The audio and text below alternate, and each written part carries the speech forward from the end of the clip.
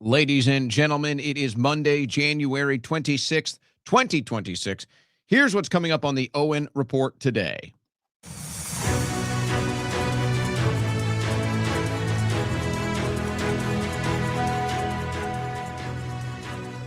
Well, I'll tell you, it happens without fail. There is breaking news pretty much every day right as we go live at 3 o'clock. So you love it because it gives you something to talk about. But then also you kind of got to reshuffle the deck. Another ICE shooting has just taken place in St. Paul, Minnesota. Now, in this case, it doesn't look like, as far as the original reports, nobody has been struck. There's no fatal shooting, as we saw this weekend, which was a big part of the news cycle for the show today. This is so fresh. It's one of those deals now that breaks on X, and we've got videos on X and reports from the ground on X, but nothing in the mainstream news, nothing in the press. Another illegal alien fleeing, strikes multiple cars, runs into a pole, flees on feet. Agent fires shots, supposedly in defense. This is all we have right now. This just happened. So, look, obviously I've got all of the news as far as this is concerned. But it's time to just do kind of the overall analysis. And I talked about this last week. There are solutions here. There are solutions, but for whatever reason, the administration is just not looking at them. They're just not getting creative. They're not looking at different solutions. My theory is they're too focused on foreign policy. As yet again this weekend and then today, the same faces, the same voices are banging the war drums. We need to strike Iran. I'm so sick of it. And, of course, the Israeli war propaganda is back in full force this weekend. They got caught lying again. It's like eventually you'd realize that everything is just a lie, or you've been lied to so much you have to assume it's a lie just to be safe. They're reporting, oh, this woman died in the Iran protest. She didn't die. She's alive. They said, oh, this other woman over here, a popular social media influencer, oh, she died. She died in a motorcycle accident. And then it's Mark Levin and Randy Fine and the same people. Bomb Iran, kill the Ayatollah, death, war. I'm so sick of it. We can't even get deportations, folks. We can't even get deportations. But, of course, there are stories in the news today, and we've been seeing this development in the Middle East, the USS Abraham Lincoln, all the different fleet and everything that's going over there. So it looks like they are building up for a strike. And I don't know why we would anticipate anything different. Even if Trump doesn't want to strike Iran, Netanyahu, Levin, and Adelson and the rest of them, the Israeli lobby, the foreign lobby, they just won't shut up. They just won't leave him alone about it. They're not going to be happy until they get the regime change. And at this point, I think they're just addicted to blood. I think they're just addicted to death. And I don't say that lightly. I think literally. I think that they've had so much of their desires for their bloodlust, their death, and their war that they're addicted to it now. And unless they're killing somebody, unless they're getting regime change, they're just not satisfied. They're just not happy, and they never will be. And I wish Trump would just tell them to get lost, quite frankly. I wish Trump would just say, haven't we done enough? Get lost. So we'll see how it all goes. It's all merging at the same time. We got some other geopolitical news. We got some other news happening in the States, but we're going to really look at the situation in Minnesota. We're going to talk about solutions, and then we're going to be monitoring the potential for strikes on Iran, which you understand who runs the administration. You feel like it's inevitable. This news update was brought to you by OwenSchroyer.store. the official site for Owen Report merchandise.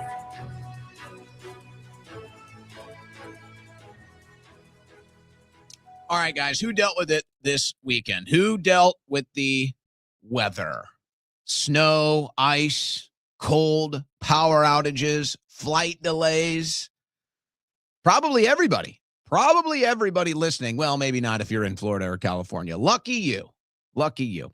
No, a lot of people dealt with it this weekend. In fact, I had multiple people reaching out to me, listeners of the show, saying, Owen, what is the name of that emergency food supply company? What is the name of that space heater that they got over there? Owen, what is it? What is it? Well, it's amazing how that works out, isn't it? It's amazing how that works out. And hey, you don't blame people, right? I mean, you go through an emergency, you actually see it firsthand, and you think, okay, I do need to do something about this. So I told friends and family, emergency food supplies, mypatriotsupply.com/Owen. And even though you might have been too late as far as this winter storm is concerned, you're not too late. You're not too late to take advantage of this special, which ends at the end of the month. So if you're watching the show right now, you're going to see that there's a barcode on the screen, okay? This is your last opportunity. It's going to end this month, okay? $400 free in free bonus gear, including the indoor safe, electric-free, propane-free Vesda space heater. That's right, it's included, plus the emergency food and other emergency supplies. It's the My Patriot Supply Winter Prep Special Bundle, ladies and gentlemen. A 3-month food supply plus over $400 in free bonus gifts. All you got to do is scan that barcode right on the screen right now. Or if you're listening, mypatriotsupply.com/Owen. Now, again, this happens, folks. You have an emergency, power goes out. You start to think about this stuff. And when the weather is nice, you're not really thinking too much about it, but it hits different. It does hit different. And even for me, I'm prepared. I got to tell you, I'm probably overly prepared. I got emergency food. I got space heaters. I got everything. I got everything I need. And then we got the ice. We got about half an inch of ice. Luckily, we didn't deal with too many power outages, but the city virtually shut down for 2 days. Sunday, city was totally shut down. Much of it shut down Saturday. Still, a lot of it shut down today. So you're not going anywhere. You're not going anywhere. There's no food. There's no water out there. You got to have it at home. You got to have emergency food supplies. So, folks, don't let it be too late. Don't wait till the bad weather. Don't wait till the long power outages, a day, a week. Just don't wait. Get yourself prepared. If you haven't done it, there was your warning this weekend. A lot of people dealing with it. Power outages in the winter can be deadly, folks. We're already hearing about it. You're going to see a lot of this news this week. Get ahead of it. mypatriotsupply.com/Owen, or just go right there, scan that barcode on the screen. It'll take you right to the website. When I got multiple friends and family reaching out saying, okay, yeah, you know what? It is time to get prepared. Folks, it's not too late to take advantage of this special. It's still live right now. mypatriotsupply.com/Owen, 3-month emergency food supply plus $400 in free gifts, including the indoor safe Vesda space heater. No electricity needed, no propane needed. Best on the market. It's all right there. mypatriotsupply.com/Owen.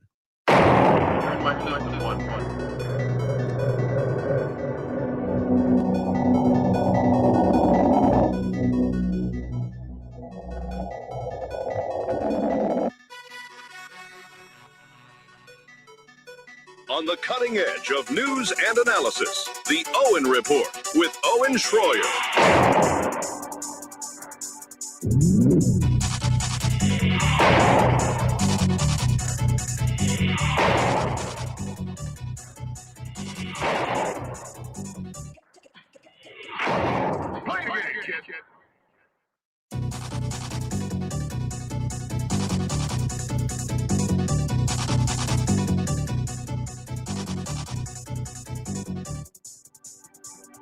The messages are coming in.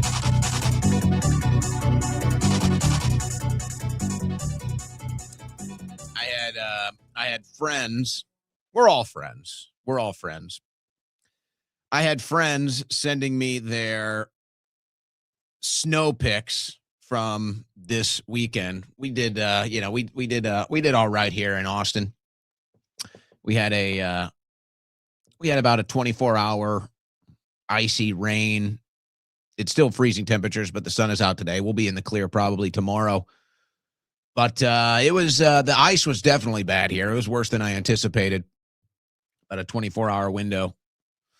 But man, some of you out there listening, you got about a foot or two of snow. And you sent me some of your pictures over the weekend. You're snowed in. We were iced in. We were iced in here. It's kind of funny though.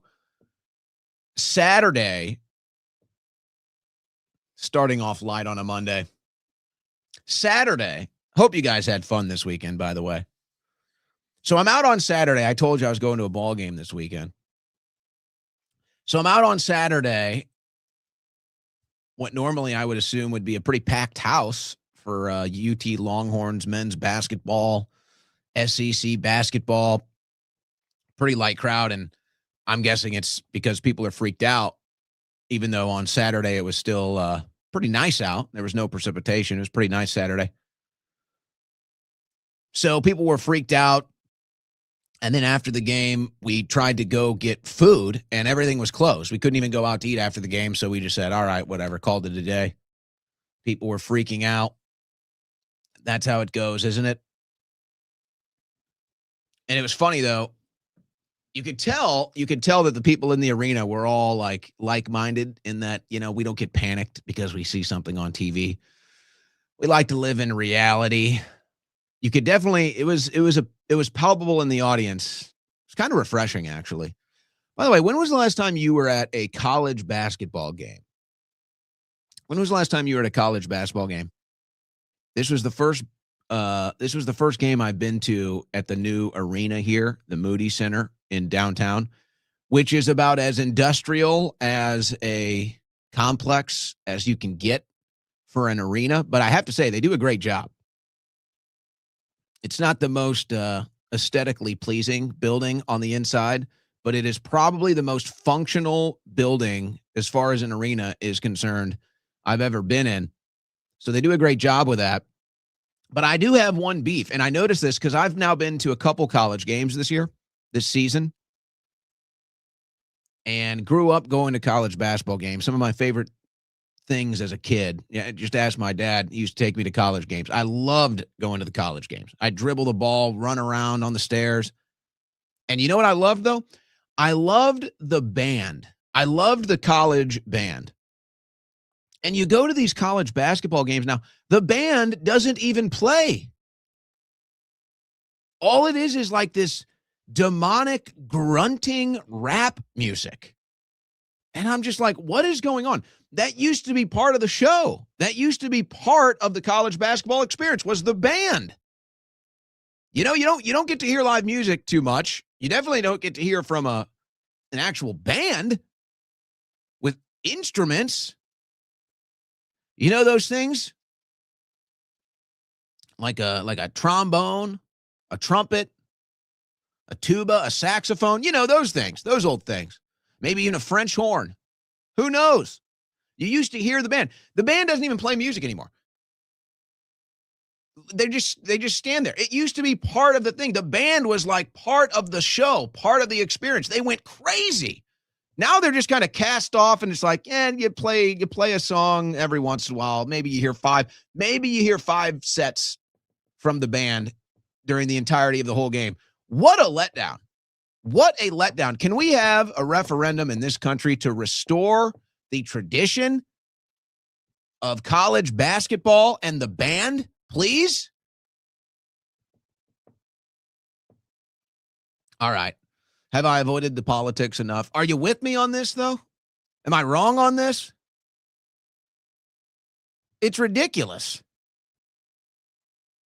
No, I think I have a legit beef here. I would like President Trump to address this. Actually, I think this is a pressing issue in our country. And while this sounds trivial, while this sounds, all right, Owen, get to the news, you're distracting. Owen, you're procrastinating. No, I don't think so.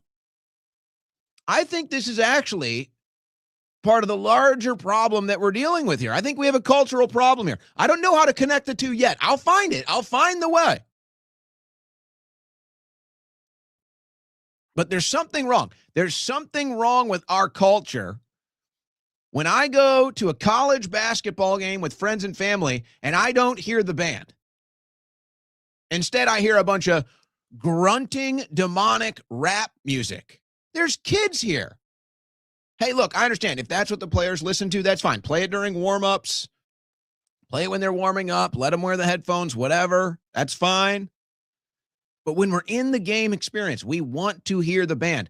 I don't want to hear the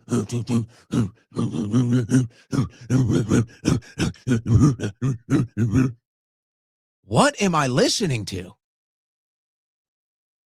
Can we play music, please? Can we listen to the band? It's one of the best parts of the game.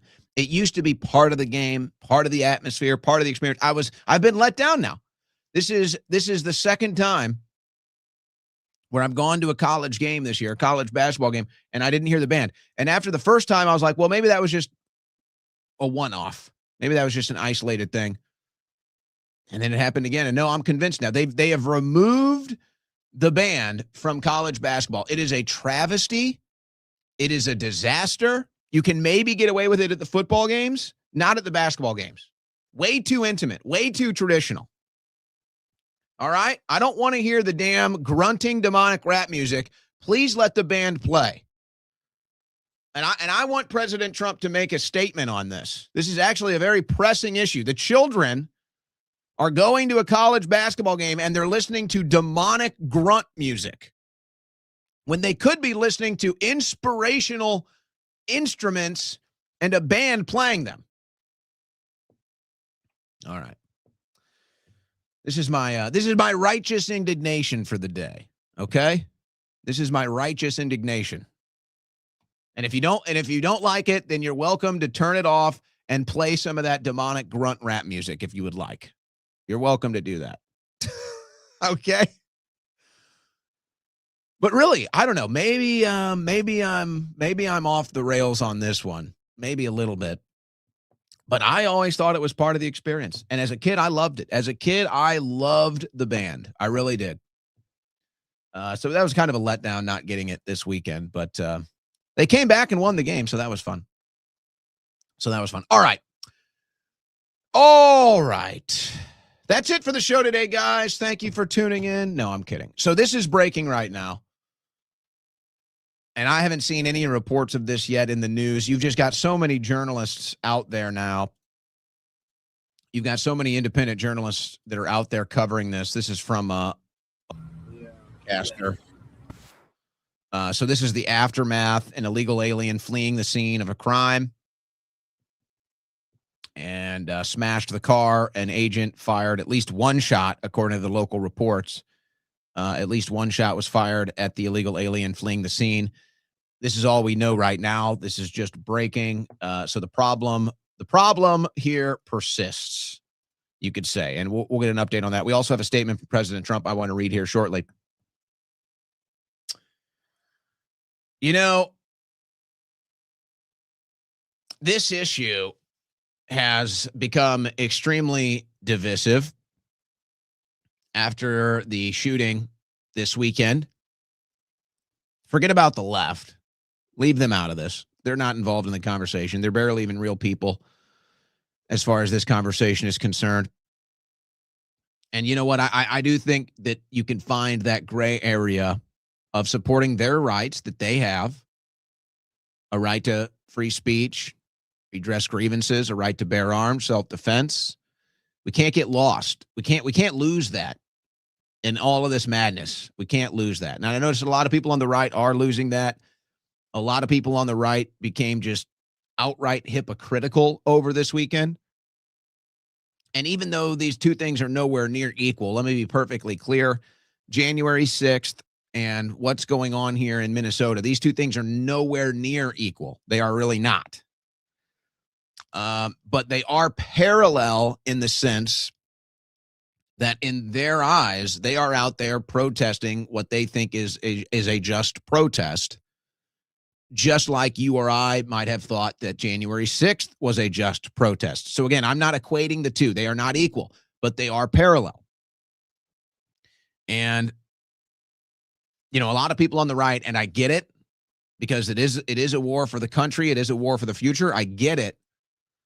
But there's this new cultish mindset on the right that somehow we're supposed to forget, or somehow we're supposed to pretend like, hey, you know what? There aren't other people out there that think differently than you. There are, folks. There are. That's never going to change. And forget about the debate of who's right or who's wrong. If you can't recognize that simple fact that people think differently than you, and that people are differently than you, then you're going to end up in a cult. You're going to end up in authoritarian government. And you've kind of just lost the human touch. You've lost the human touch.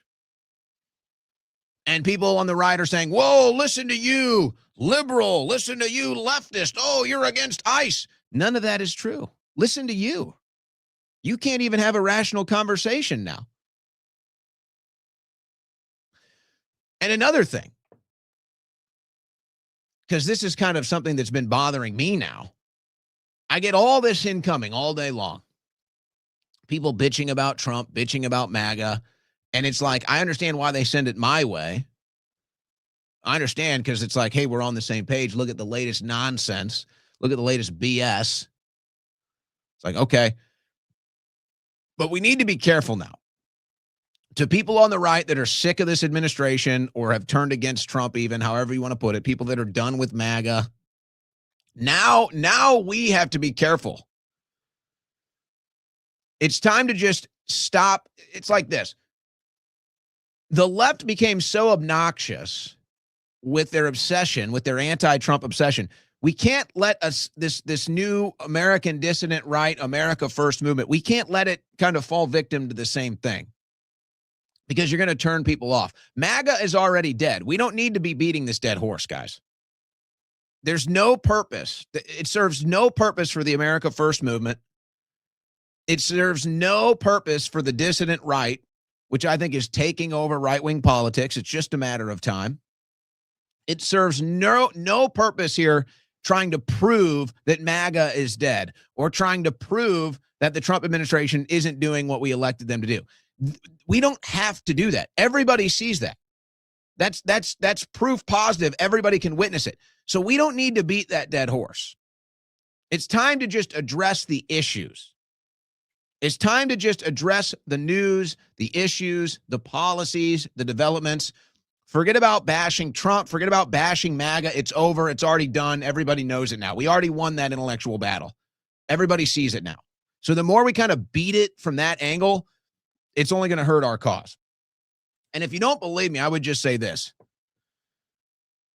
Do you want to wear a MAGA hat right now? Would you go out wearing a MAGA hat?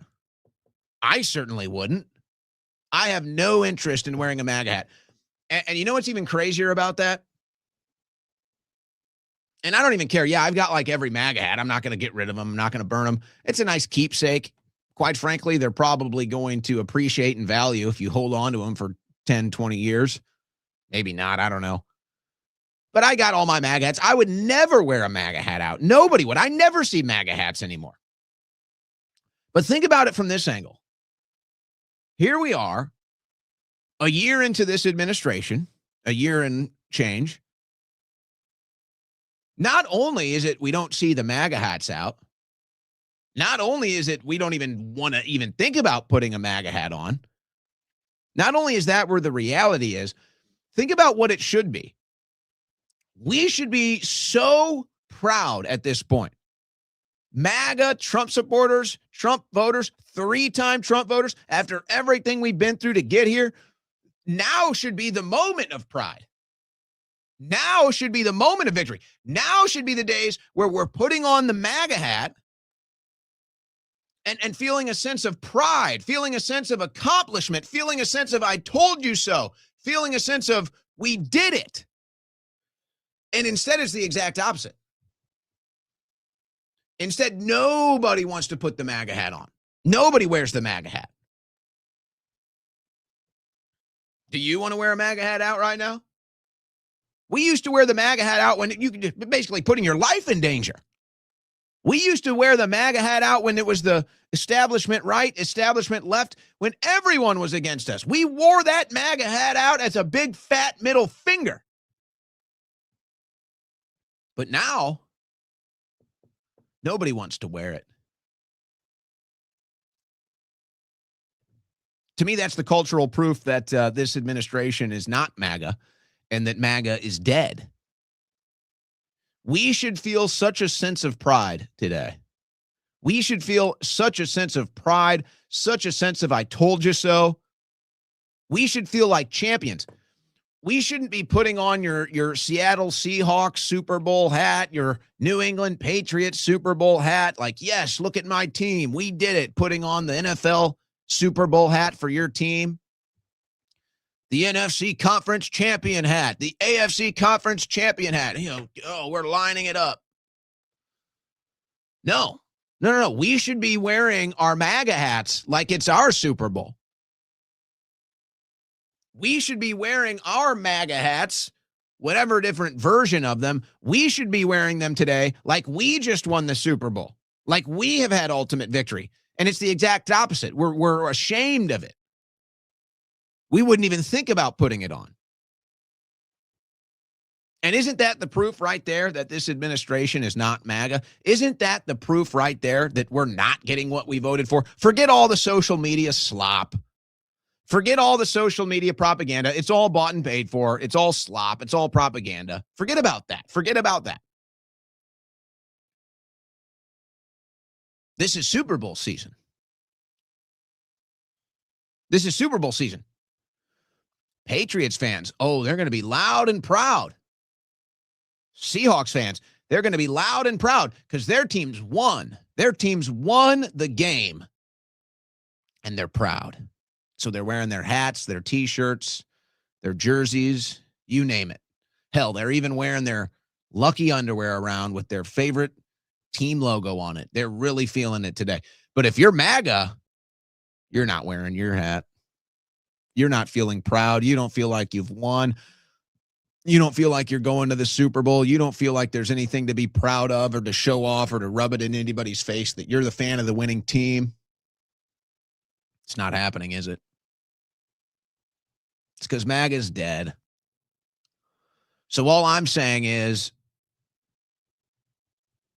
don't beat this dead horse, guys. Don't beat the dead horse. Focus on the issues, focus on the policies, and we got to remain consistent.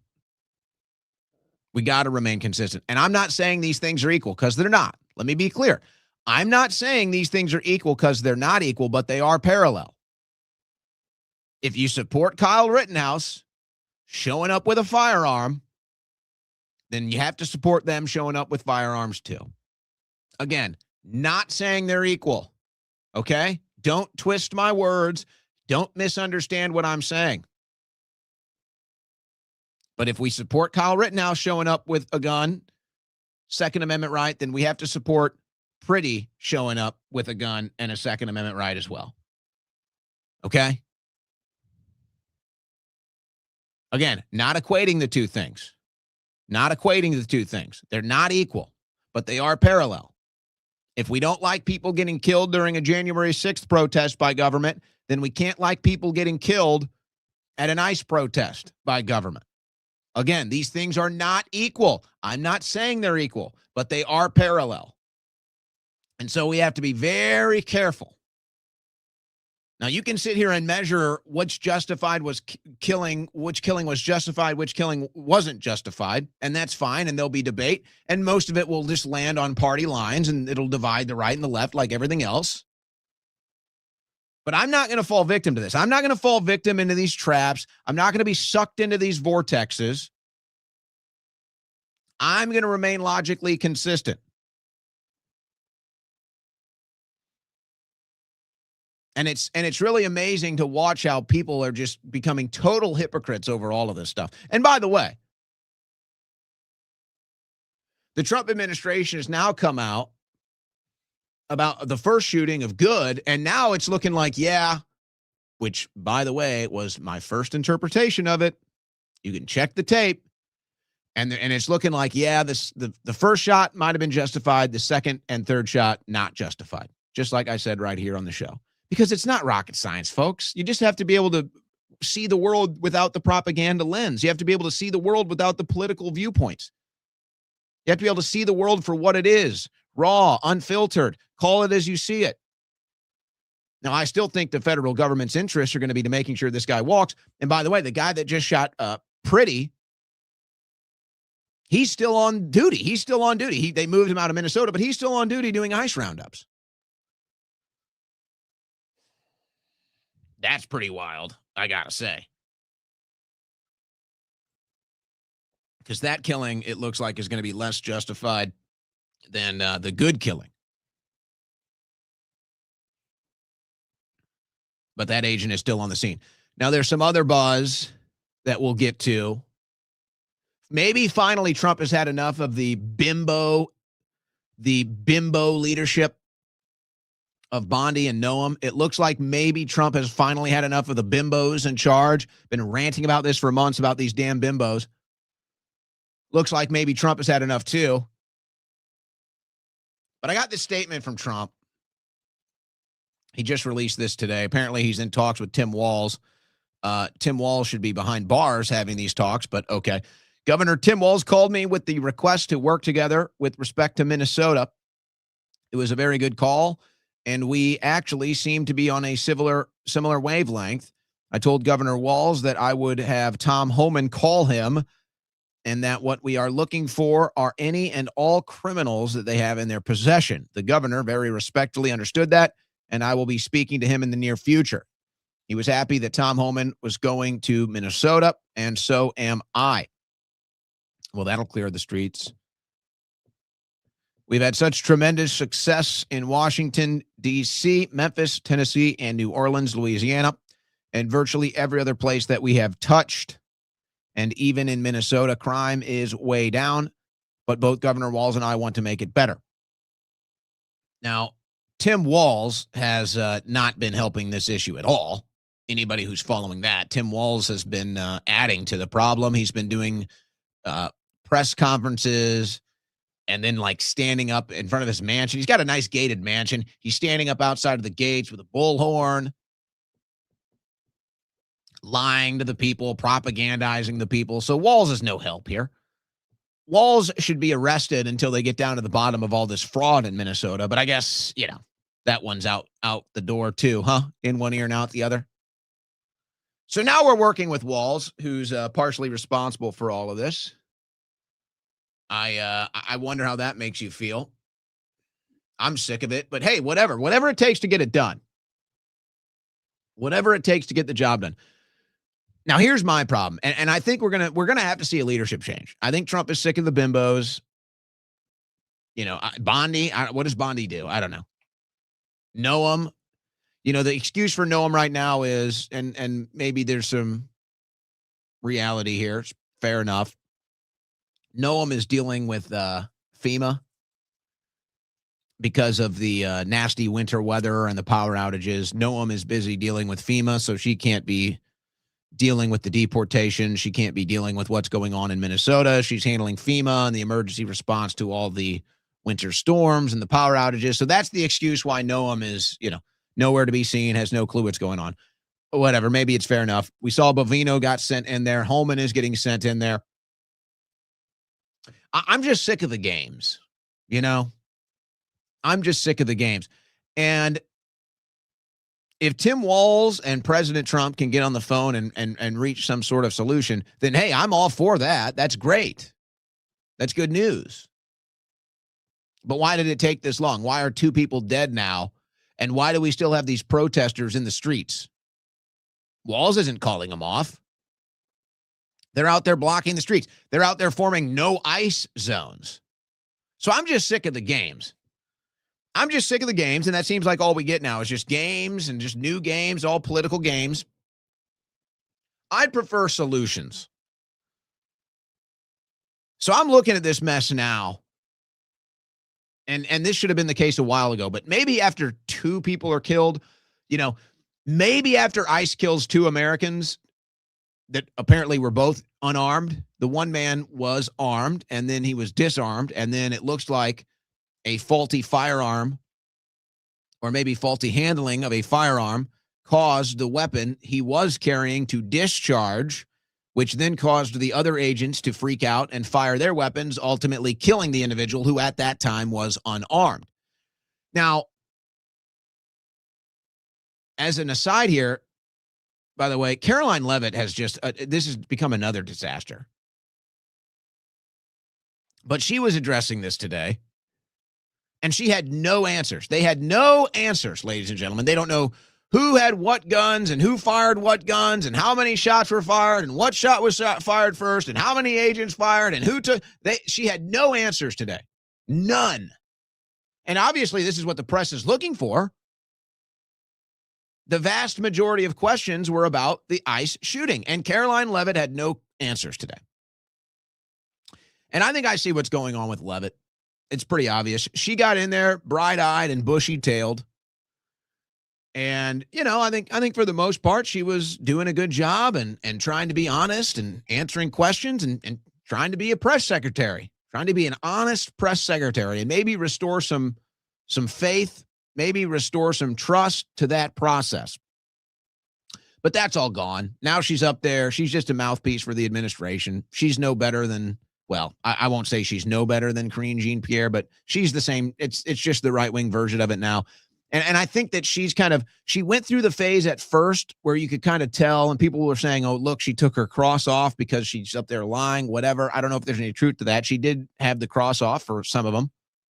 She took her cross necklace off. That could have nothing to do with it. But we kind of saw it's like when she first started to have to lie and carry water for the administration, you start to see it kind of became a struggle session for her. It kind of became an uncomfortable process for her. I think she's just leaped that phase, and now she's just into, I'm the boss, I'm going to say it, and now she has just contempt for the media.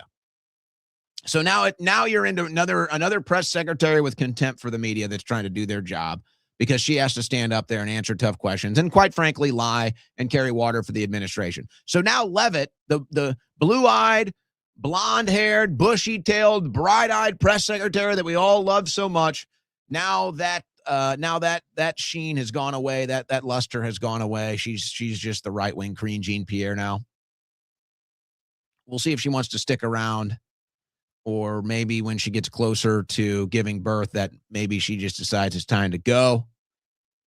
But that's Jean-Pierre now, and she couldn't answer a single question on this today. It's been more than 24 hours. She couldn't answer a single question. She has no idea. Oh, and then she'll say, I'll direct you to the Department of Justice. Oh, great. Oh, so we're going to go ask Pam Bondi now. Well, maybe when she's done with her latest Fox News interview, maybe she can answer some questions. But, of course, we know that's not happening. So here's the deal. I'm done playing games. And it seems that this administration loves to play games. So let's just throw this out there. And let's just really understand what needs to be done. Because that's the other thing I see. That's the other thing I see for the people that are carrying water for this administration over the weekend. So, well, people just aren't ready to do what needs to be done. This is, of course, inside of the right wing where some people are not liking ICE agents on the streets killing American citizens. You're just not ready to do what needs to be done. Hold on a second. Did we forget we just won the election? It's amazing. It's like we act like we didn't win the election. You're just not ready to do what needs to be done. No, I'm sorry. Please direct your attention to the administration when you say that. Thank you very much. I'm sick of this crap. I'm sick of the propaganda voices for the Trump administration looking at us and saying, you're not ready to do what needs to be done. You're going to cost us the midterms. Excuse me. Please turn around and talk to the administration. Thank you very much. We just won the election. What are you doing looking at us? What are you doing addressing us?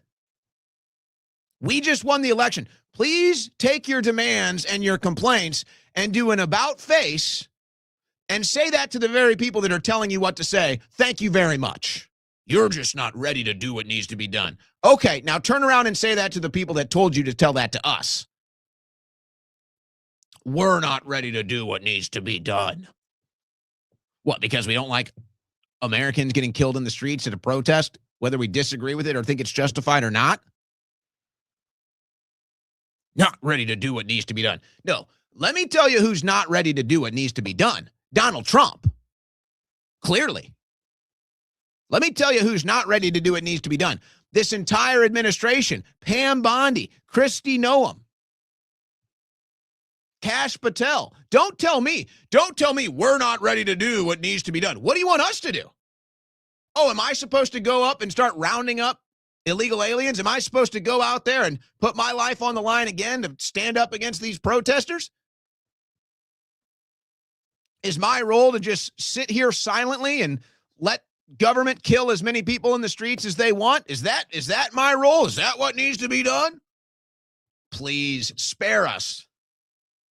We won the election. Spare us.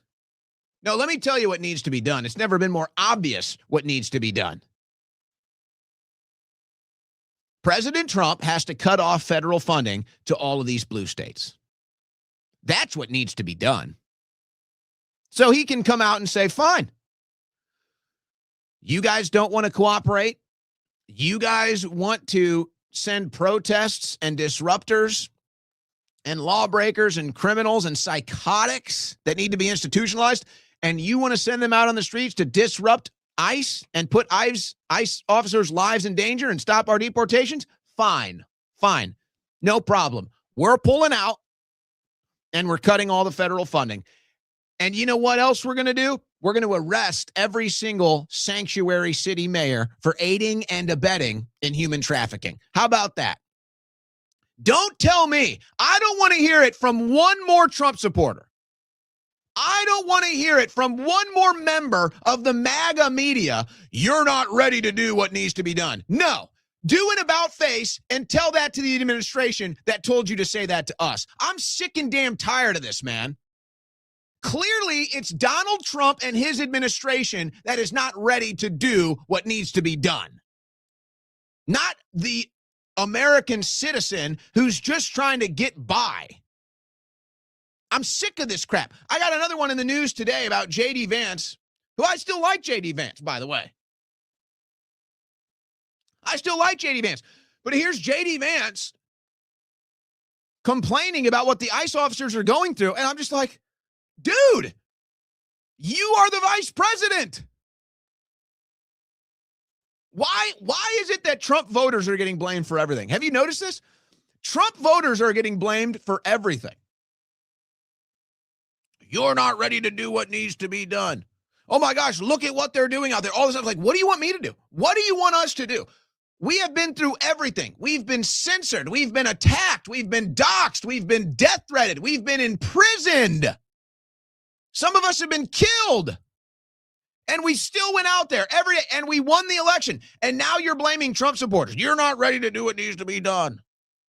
Look at what ICE is going through. Look at what they're doing. Yeah, we just won the election. We voted for you. What are you doing? It's never been more obvious. It's never been more clear. Stop the federal funding to all of these blue states and arrest every single sanctuary city mayor. I don't want to hear it one more time. Don't tell me we're not ready to do what needs to be done. Until Trump cuts federal funding from these blue states and until every single sanctuary city mayor is arrested, I don't want to hear that. That's what needs to be done. That's on the administration, not me.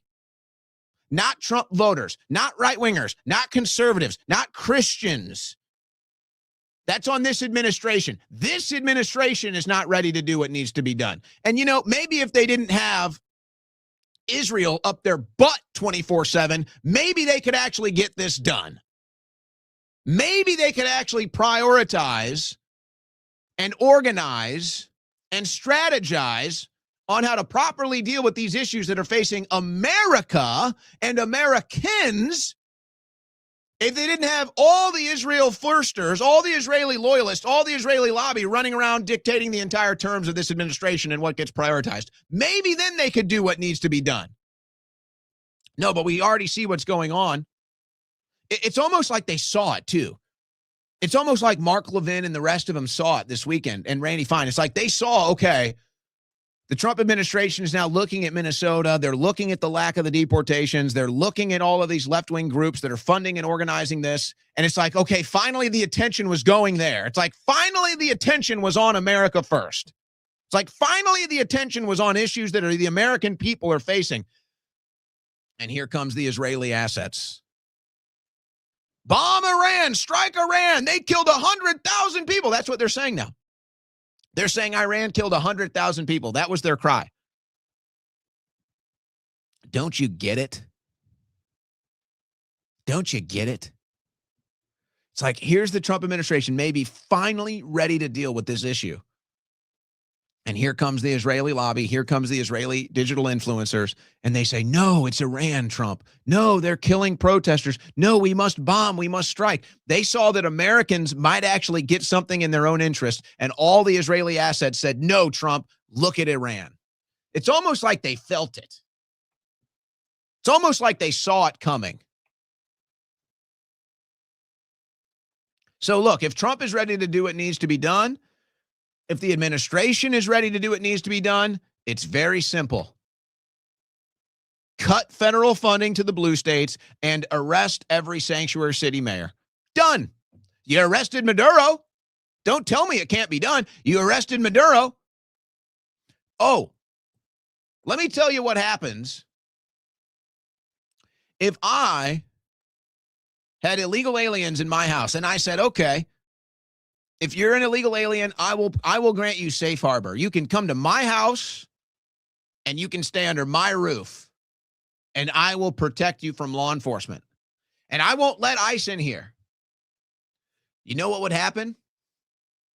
My house would get raided and I'd get arrested. That's what would happen. If I said, forget if it's illegal aliens, any criminals. If I said, my house is a sanctuary for lawbreakers. If you break the law and you need sanctuary, you can come to my house and I will harbor you. I would be arrested. So tell me, why aren't blue city mayors being arrested? Why aren't people that took the sanctuary city policy and put it into practice being arrested? Why haven't they been arrested? They should be. What are we waiting for? Are we ready to do what needs to be done? Come on, MAGA. You're just not ready to do what needs to be done. Come on, right-winger. Come on, conservative. Come on, Christian. You're just not ready to do what needs to be done. Oh, we're ready. Oh, we've been ready. We're just waiting for the administration to care. We're just waiting for the administration to put America's needs first and stop dealing with the Middle East. And it's like, here it is. Maybe we're finally ready to do it. And then here comes big, fat Mark Levin to say, I don't think so, Mr. President. You don't get to help America. We own you. We own this administration. You work for us. Netanyahu saw that Trump might be considering an America First policy. Levin sees that Trump is looking at Minnesota and saying, wow, we really need to prioritize this. Maybe we should put Israel's interest on hold for a second. And here comes that big, fat warmonger who wouldn't bust a grape in a food fight, but he's ready for you to go to war. He's ready to send any Gentile to die for Israel. And here comes big, fat, loudmouth Levin. Mr. President, don't you dare. Don't you dare think about prioritizing America. Don't you dare think about this. Nothing can be done until Iran is dealt with. There is no America until you put Israel first. There is no America without striking Iran and killing Khamenei first. That was Levin over the weekend. Because that rat, that gnawing, heaving rat, saw that this administration might prioritize America first for one weekend, and Mark Levin said, not on my watch. I'll make sure you prioritize Israel. I'll make sure you bomb Iran. So who's really not ready to do what needs to be done? Who's really not ready to do what needs to be done? You want to know how bad it is, folks? You want to know how bad it is? And it's going to be ironic watching this whole thing go down. And I would prepare yourself for the mental anguish because it's going to be, oh man, it's going to be a show. Prepare yourself for the mental anguish. If and when the Republicans lose the midterms, you're going to be blamed for it. The panicans that warned this was going to happen, they're going to be blamed for everything, even though we told you it was going to happen. When you abandoned Doge, put Israel first, didn't make deep state arrests, covered up the Epstein files, said the economy was the greatest ever when it's the worst ever. These are the reasons why you're going to lose. But now that the polls are all showing, oh crap, the Democrats are going to win the midterms, now they're sitting here and blaming it on you. So the same people that said you were a panicking and you were making it up and everything was the greatest ever, now they're saying, oh, we're going to lose the midterms, but it's your fault. Oh, okay, yeah, sure it is. Just prepare yourself for that because it's inevitably coming. So they say, what's the solution? I don't know if you saw the meme from over the weekend with Thomas Massey, but it's like, what's the solution? Oh, I don't know, like, implement the policies you ran on. I don't know, like don't tell people the Epstein list is a hoax. I don't know. Don't tell people it's the golden age, greatest economy ever when it's not. Stop getting in bed with Netanyahu and supporting Netanyahu, who is viewed as the most evil person in the world by the vast majority of the humans on this planet. Maybe stop prioritizing Israel's interest over our own. Just some ideas that might help you win in the midterms, but no. They're not going to do that. That's already bought and paid for. That's already settled. So Marian Adelson and Susie Wiles team. Again, it's the bimbos. It's the bimbos. It's the bimbo administration. It's the bimbos everywhere, from one bimbo to the next. Bimbo Wiles, Bimbo Adelson, Bimbo Noam, Bimbo Bondi. Bimbo. So the bimbos got together and they said, oh, I know. Let's put Trump on the campaign. Yeah, like the Democrats put Obama on the campaign. How did that one go? Trump's approval rating is not good. And you might think he helps voter turnout. But that'll be good. That's what we need. We need Trump on the campaign because everything is going so smoothly right now with the administration. Trump isn't busy. Trump doesn't have his hand full, juggling 60 chainsaws every day. So let's put him on the campaign trail for the midterms. That'll help us. So now they have a new plan. This is how bad it is, folks. This is their new plan to try to save the midterms.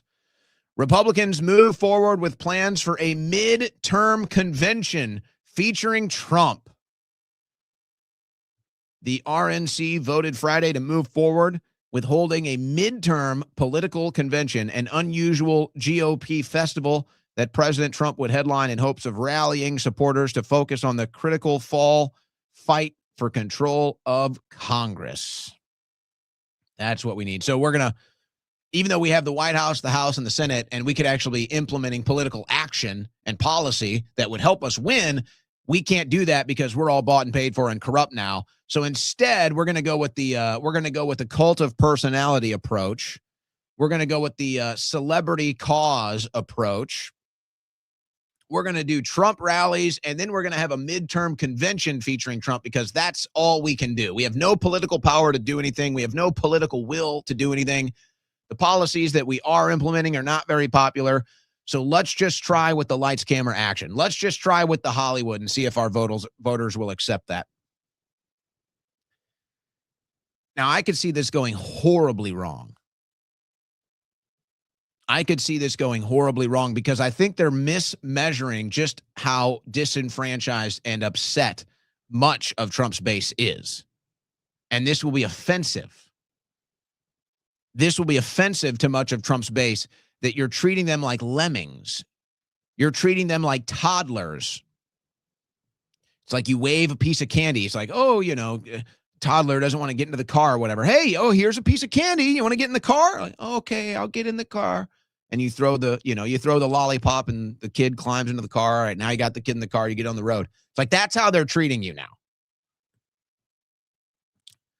Like, oh, look at the shiny object. Ooh, ah.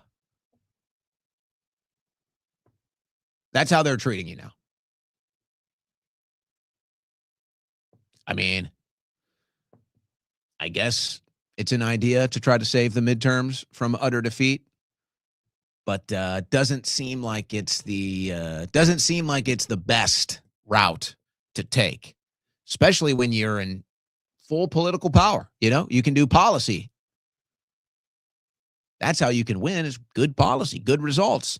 But I guess they've given up on that. I guess they've just decided we don't deserve that. So instead, you won't get in the car. You won't willingly get in the car. So they're going to flash a lollipop in front of you, throw it into the vehicle, and expect MAGA to just hop in. Just hop in, MAGA. Just hop in. It's like, boy, you know, we just got in that car for another election cycle, and it's not looking so good. I don't think I want to get in the vehicle again. Ooh, here's a lollipop. What do you think? Oh, it's in the car. Get in the car. Get in the car. And then it's going to be, get in the car. Get in the car, MAGA. Get in the car. Yeah. I think it's safe to say it's not going so well. You're listening to the Owen Report on the Win Network. I'm wondering when this is going to stop. Not today. Didn't stop today. Gold reached another record high today. In fact, I was looking at some of these numbers. Folks, gold is just going off the charts. And people are wondering if this is the beginning or if this is, you know, I won't say the end, but it's like, are we reaching peak gold, or is it really just the beginning because of our inflated currency, shorting silver, everything else? Well, I don't know. I don't know the answer to that for sure, folks, but I do know this. Now's the time. Everybody's rushing in. ProtectWithOwen.com. Now, I've been saying this. We've been partnered with Allegiance Gold since last year, the official gold sponsor of the Owen Report. We've been sponsored by Allegiance Gold, and for good reason. Allegiance Gold has been around for nearly a decade, trusted by over 7,000 clients nationwide, relationship-driven, A+ with the Better Business Bureau. They're very transparent. They focus on educating you first. That's why they want you to give them a call if you have any questions, any concerns, you're considering things, maybe you're not sure, you just want to get some questions answered, give them a call, 844-790-9191. That's 844-790-9191. Tell them I sent you, or go to ProtectWithOwen.com. Now, what did I say when we first partnered with Allegiance Gold? Hey, $5,000 in free gold and silver with qualified investments. 401k, IRA, savings, whatever it is, they make it simple to move into something in either gold, silver, a mixture, precious metals, you name it. But that $5,000, folks, is barely anything now. When we first started this deal, I looked into it. When we first started this deal of $5,000 in free gold and silver with qualified investments, you got a pretty good amount. You could maybe even have some options as far as what you were looking at for that $5,000 in gold and silver with your qualified investment. Folks, it's almost getting to the point where $5,000 in gold and silver is barely going to make a mark and you're safe. That's how crazy this deal has gone. So a lot of people are rushing in, and that's just causing prices to go up. So now every 24 hours you hesitate to make the move, you're taking a major hit. That's just the reality. ProtectWithOwen.com, or give our friends, our partner, Allegiance Gold, a call, 844-790-9191, and they do want to hear from you. They want to make sure you're educated and are confident in the decision you're going to make as far as your wealth is concerned. So they want you to give them a call. 844-790-9191. Tell them I sent you, or go to ProtectWithOwen.com. ProtectWithOwen.com. Protect your wealth and your freedom, because no one else will.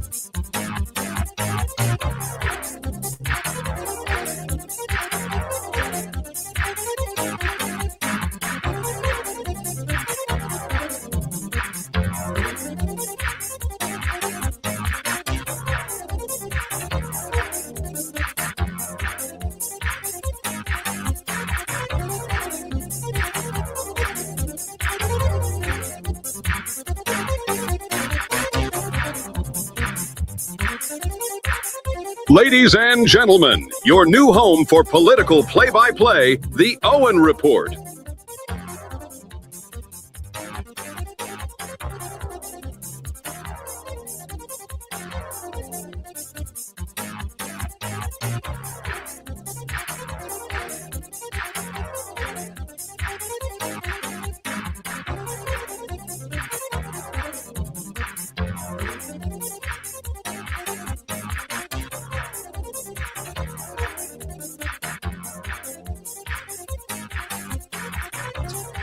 I am curious.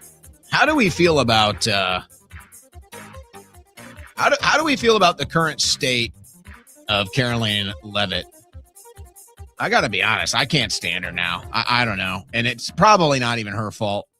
To be fair, it's just this is what happens. This is what happens. We have to carry water for a corrupt administration. This is what happens. We have to carry water for a lying administration. It just happens. And so I can't tell. Is it the fake nose and the fake lips and her new attitude that has me she's just totally cringe now? Is it just the direction of the administration? Am I alone in this? I was a big fan, big supporter of Caroline Leavitt. I thought she was great when the administration first got going. Now it's just a total cringe factor. I can't stand it. Don't want to see her anymore. Can't stand the fake nose, the fake lips, the fake everything. I just not a fan. Not a fan. Is it just me? I wonder. All right. Let's start pumping some of this news here. Georgia federal judge tosses DOJ lawsuit seeking access to voter data. Oh, yeah. I wonder why. The lawsuit was one of 24 filed by the U.S. Justice Department in a nationwide effort to collect detailed voter information. So, and then there was this weird letter that Pam Bondi sent, apparently to Minnesota. Bondi is such a joke. So don't even, it's really irrelevant. But apparently, it's so unreal, you can't even believe it. But Bondi sends a letter to Walz that says, we'll take ICE off the street if you turn over your voter data. So I think it's just Bondi just playing these games, looking for press. It's just, dumb Blondie. And we'll leave it, but just give us the voter data. Well, I don't get it. I have to say, I just don't get it.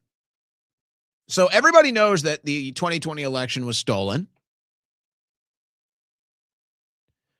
You know what I'm starting to conclude, ladies and gentlemen? You know what I'm beginning to conclude? I'm not sure how many serious people there actually are anymore.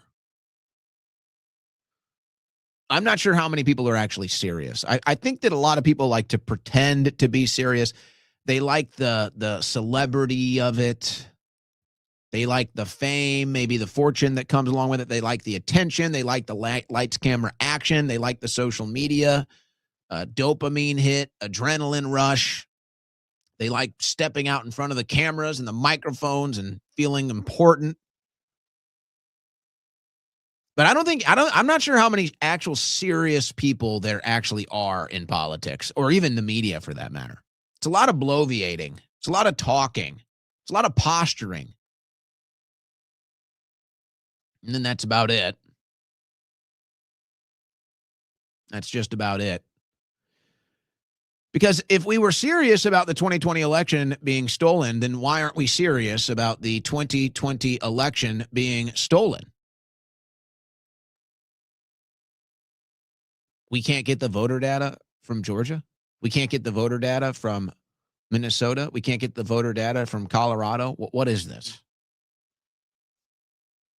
What is this? That's why you just kind of start to reach the conclusion that this administration isn't serious, except for one thing, and that's Israel, because that's who paid the most money. Trump to send border czar Tom Homan to Minneapolis as admin faces outrage over Pretty shooting. Is it pretty? I don't know. It's not with us anymore. I'm telling you, I think that Trump has realized the bimbo administration has failed him. Looks can only get you so far. So they sent in Bovino last week. I think he's out now. I'm not sure where he is now, but he was in and out. So now they're sending in Holman. Yeah, the bimbo leadership has failed you. Susie Wiles, Pam Bondi, Christy Noam, Caroline Levitt. You can't do the bimbos anymore, President Trump. The bimbos have worn thin. Too much makeup. And I'm not going to stop saying it, by the way, because that's what it is. It's the bimbos. These are bimbos. So I don't care. I don't care if you're offended. I don't care. I'm offended. I'm offended at the lack of action. And when I look, it's like, oh, well, where is this from? It's another damn bimbo. Name the bimbos. Name the bimbos. Susie Wiles, Christy Noam, Pam Bondi, Caroline Levitt, Marian Adelson. There's your bimbos. Get the bimbos out, please.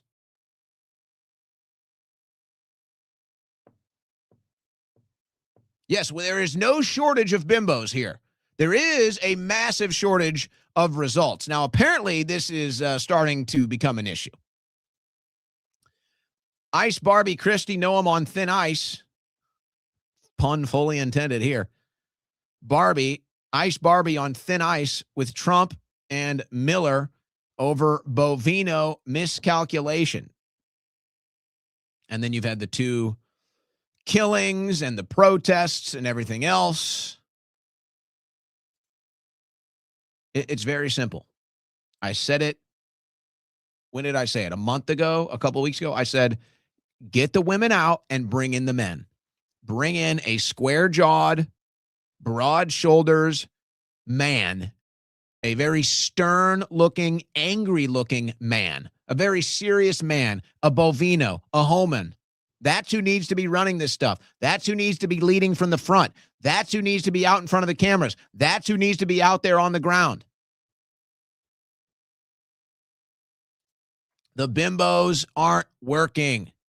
Send the bimbos home. Send them home. Agents involved in Alex Preddy's shooting are back at work.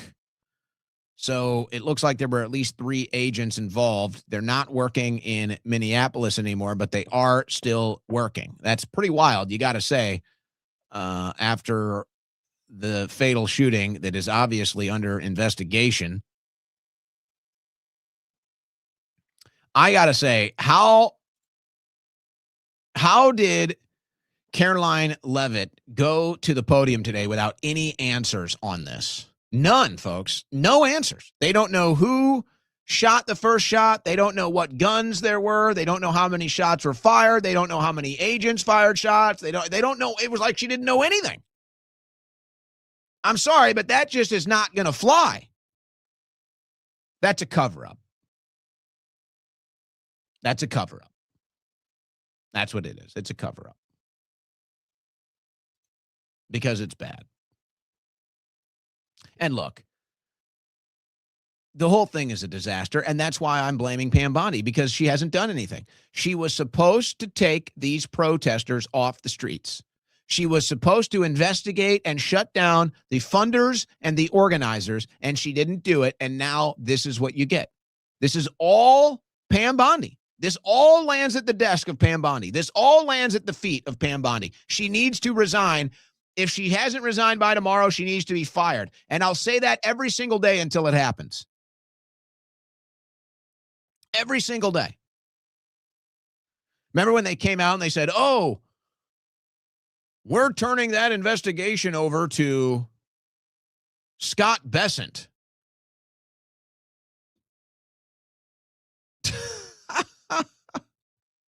Why? Because you can't do it? Because you're incapable of doing it yourself? You can't do your job? Then resign, Pam. Resign. So until the funders and the organizers are shut down, it's not going to stop. And it's only going to get worse, by the way. And you know what? I saw a lot of people complaining because ICE went back on Sunday and they had coffee and donuts and hand warmers and they were trying to have a relationship with the protesters. I might have been one of the few people that saw that, and I was like, you know what? This is probably actually a smart move. You might as well attempt to build the bridge. You might as well attempt to have the conversation and say, hey, look, let's try to cool things down. I was okay with it. I'd rather have that. I'd rather have that than the $5 billion that Congress just voted on for more welfare. I'd rather have that for the hundreds of millions that they just voted again for illegal alien refugee welfare. So no, I'm not as upset with trying to calm the protesters down, no matter whose idea it was, no matter where it came from. I'm not as upset with trying to calm the protesters down with coffee and donuts as I am hundreds of billions of dollars spent to bring in illegal aliens. I'm sorry, that's my beef here. So yeah, maybe if you can get these protesters out of the way for 15 minutes by luring them away with some hot coffee and some donuts, at least they're trying something. At least there's something that they're trying different. But at the end of the day, it doesn't matter. It doesn't matter until the funders and the organizers are shut down. And they all know who it is. Pam Bondi just won't do anything about it. But there's more. There's more. This is from Bill Melugin, who's on the ground. And he's saying the same thing here. There is extreme frustration by the ICE agents. There is extreme frustration internally with DHS because of a lack of leadership. So he goes on here to talk about one incident after this weekend, and okay, it's bad leadership, folks. It's bad leadership. And, I think Trump said something last week that was very revealing. I forget which direction it was. I think it was either over Greenland or Ukraine. But he said, you know what? If you're not going to do this, then I'll actually have to redirect my efforts and my focus towards America. And I actually think that the Trump administration is extremely transparent. It's only a matter of, are you able to decipher what it is they're communicating? To me, it's fully transparent. They're telling you, Trump is telling you he's prioritizing foreign interests. He hasn't hidden that. It's only this weird MAGA denial response mechanism. So it's like Trump says, hey, look, this is the Israeli lobby. This is Marian Adelson. They care more about Israel than America, and they run this administration. And then it's like, okay, Trump says it, and then I say it, and then I'm somehow the hater, the anti-Semite, the liar, the not MAGA, the liberal. It's like I'm reporting on what Trump said. So no, I actually do think the administration is transparent. It's just a matter of whether you're reading and listening to what they're saying, or if you have some weird confirmation bias involved that's causing you the blindness to not understand what's actually happening. But Trump said it last week. He said, look, if we can't get a deal done here, then I'm just going to have to go back and focus on America and focus on American first issues. And it's like, yes, thank you. That's what we want. And I think part of it for Trump is he's looking at this in a totally different light now. I think Trump is looking at this in a totally different light, and he's thinking, I'm basically worshipped in Israel, which is true. Trump's sitting here and he's like, I'm basically worshipped in Israel, and half of America hates me. So why should I, screw them? They're going to hate me no matter what I do. So, but if I go over here and do some good stuff for Israel, I'll be like etched into history as a god. If I go around the world and I sign all these peace deals, I can go into world history, international history. I can be in the history books in 50 countries, 100 countries. So I think Trump kind of looks at it like that. But now it's like, well, okay, And that's his threat. That's his threat to the international world is, hey, I've been focused on all of your issues. If you guys don't get in line, I'm just going to go back and actually be the president of the United States. It's like, wow, what a bold threat. What a bold threat indeed. But yeah, that would be nice, Mr. President. And then you can start by firing Pam Bondi.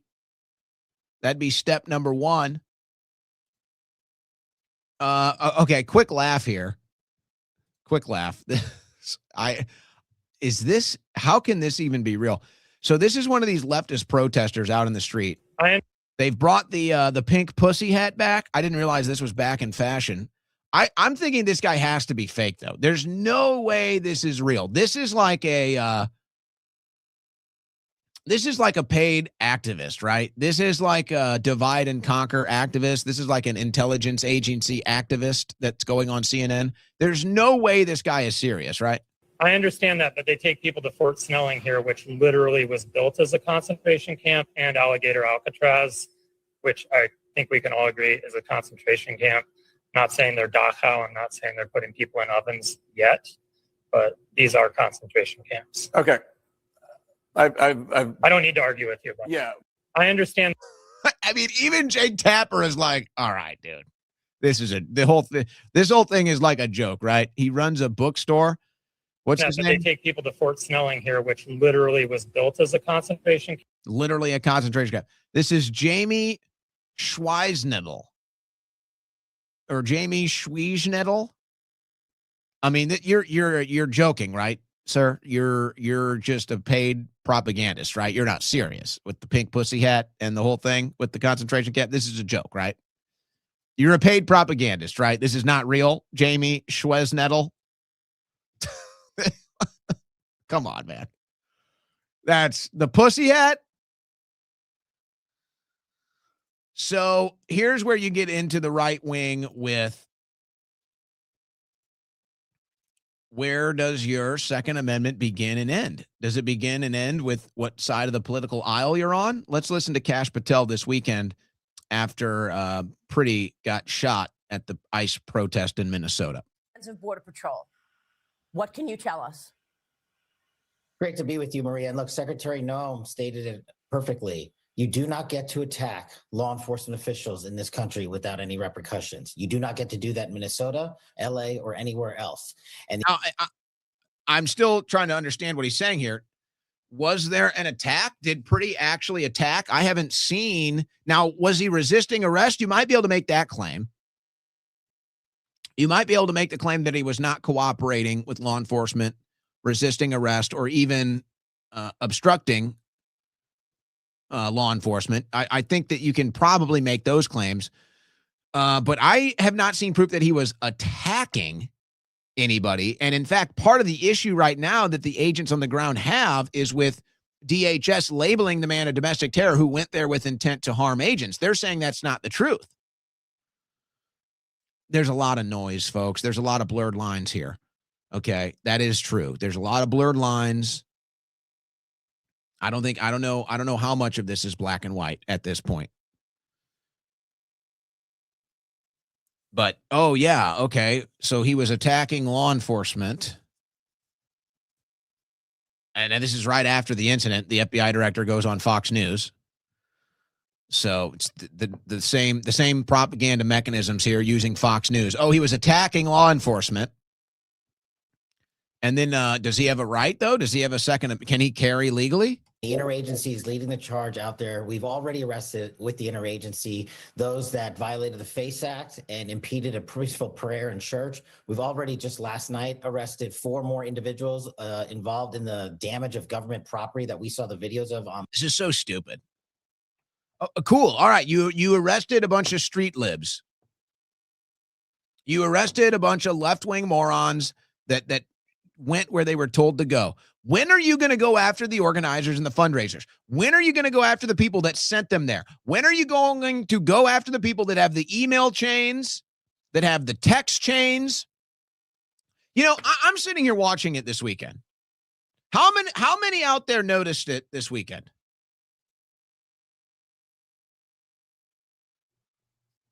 We saw we've seen now actually multiple independent journalists, but I'll point to one this weekend.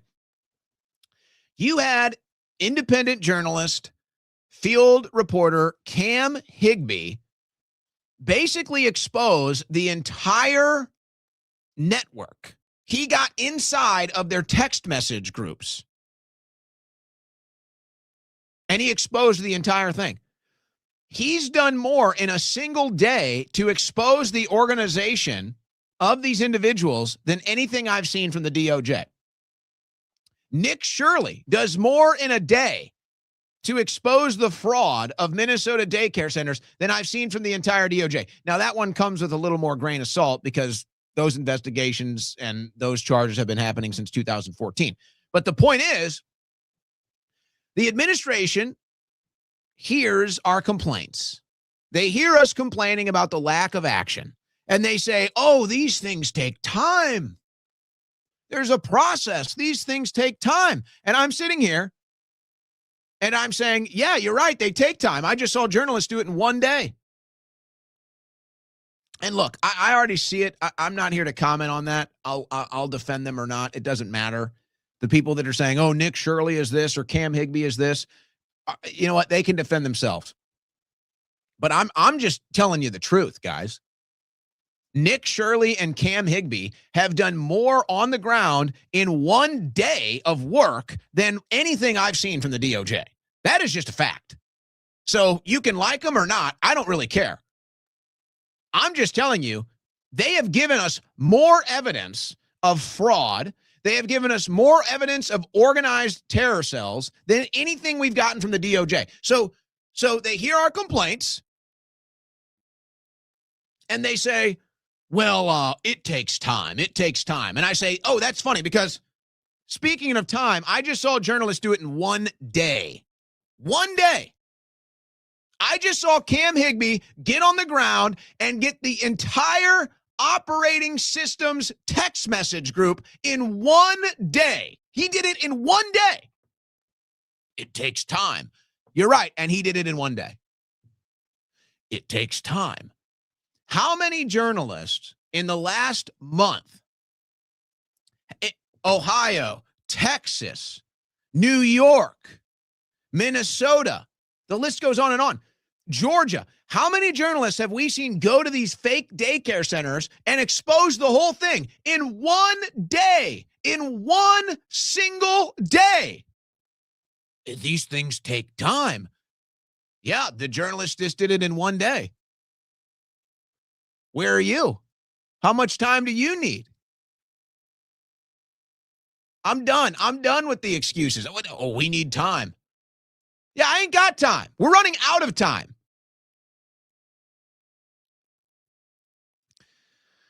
Online. We've arrested other individuals who've made threats to law enforcement online. So we are not messing around. It doesn't have to be in person. If you threaten law enforcement officials or civilians, we are going to come find you. And as for this latest shooting, yes, DHS and HSI are the lead and the FBI is processing the physical evidence. So we're in possession of the firearm, which is going to go to our laboratory. But as Secretary Noem said, no one who wants to be peaceful shows up at a protest with a firearm that is loaded with 2 full magazines. That is not a peaceful protest, and you do not get to touch law enforcement. You do that anywhere, this FBI is going to be leading the charge to arrest those. Now, ask yourself this. Do we feel the same way about Kyle Rittenhouse?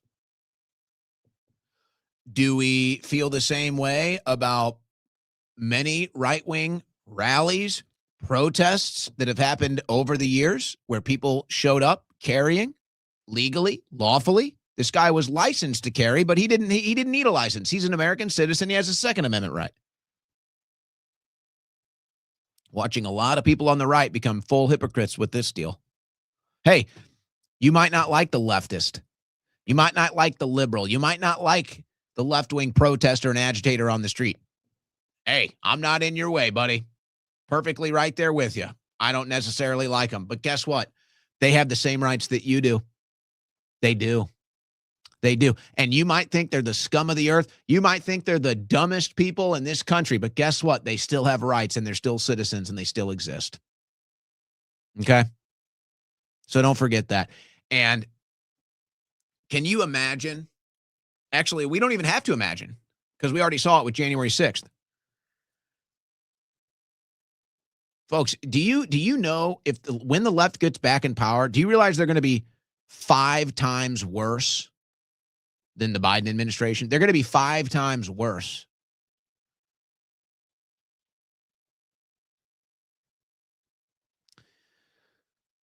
Now, you could probably make the claim these leftists are probably mentally incompetent. So you could probably disarm them in a mental and put them in a mental institution. But that's a separate story. No, Kyle Rittenhouse was a hero. But these guys, now again, I'm not saying the two are equal. They're obviously not. Kyle Rittenhouse was out there to protect people. These guys, in their eyes, were out there to protect people, but they're really out there to get in the way of law enforcement. So these are two totally different things. Let's be clear. These are definitely two totally different things. But the Bill of Rights applies to everybody, no matter whether you agree with their politics or not. They apply to everybody. Now, it's probably worth mentioning, because this kind of has gotten lost in translation. You know how many protesters on January 6th had firearms? Zero.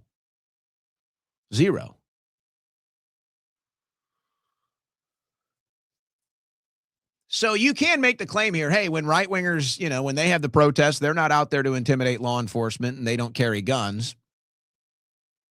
Again, none of this stuff is equal. All of this stuff to me is in the gray area. But it's funny because the right, it's like, yeah, we want to talk tough and we want to be against the protesters. It's like, dude, you're 8 years late, man. You're 8 years late. This was the hot item. This was the big issue, 2016, 2017, 2018. Now we're supposed to be arresting the people that are organizing and funding this. Now we're supposed to be arresting the deep state criminals. Now we're supposed to be arresting the Democrat criminals. Going after low-life street scum is so 2017, bro. So 2017.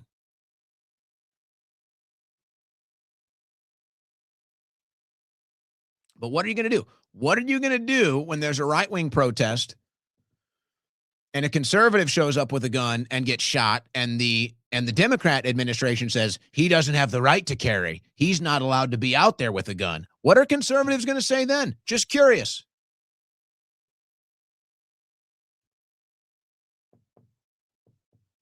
You know what I say if it can't be applied universally. You know what I say. Like, here's another example. And, in fairness, Mario Nafal, I'm not sure how much he runs his own account. There's so much that comes from it. But he does reflect a lot of mainstream politics. And so there's this viral video. This woman says, the same people mad about ICE separating families forced you to let your grandma die alone in 2020. Make it make sense. 1 million views. It's like, what are we doing here? Like, are you guys serious? Really? Liberals are liars? Like, really? Liberals have double standards? Like, oh my gosh. Like, wow, you guys are just figuring it out. How come liberals have double standards? How come left-wing Democrats have double standards? What are we doing here, man? So late to the game. So late to the game, man. Hey, did you hear about this? This looks like a biological terror, if you ask me. CBP agriculture specialist in Detroit intercepted an invasive grain pest that is quarantine significant. Thanks to specialized training and vigilance, a traveler was referred to secondary inspection when seeds for growing purposes were found in their luggage. Inside the bag was a single cast skin confirmed by the USDA as belonging to the copra beetle. Our team is frontline safeguarding our economy and environment from dangerous pests and diseases. So we've had a couple of instances like this. Is it China? Is it somebody else? They're bringing in these invasive species and trying to wage warfare, in my view, on American agriculture. This is not the first time we've seen this. That's pretty significant.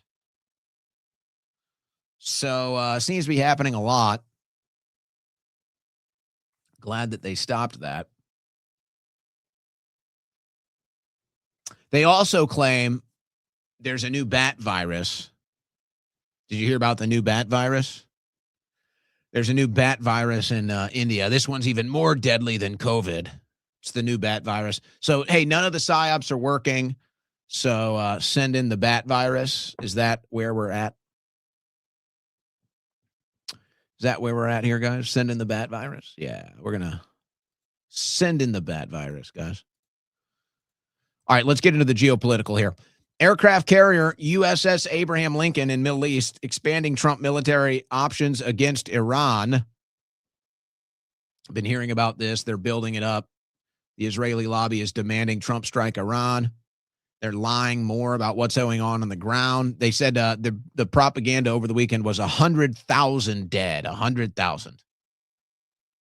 The aircraft carrier USS Abraham Lincoln, 6 million dead, and its 3 accompanying warships have sailed into the Middle East region, providing President Trump additional military firepower if he decides to strike Iran. If anything, it looks like it's guaranteed they're going to strike Iran, is what this looks like to me. And really, it's kind of just a matter of odds. If Israel wants it, Israel gets it. Isn't that how this goes? Seems to be the consistent play here, so probably a safe bet. Ghost mode activated. Why USS Abraham Lincoln has turned off its transponders and it's heading towards Iran. Yeah. No clue, guys. No clue.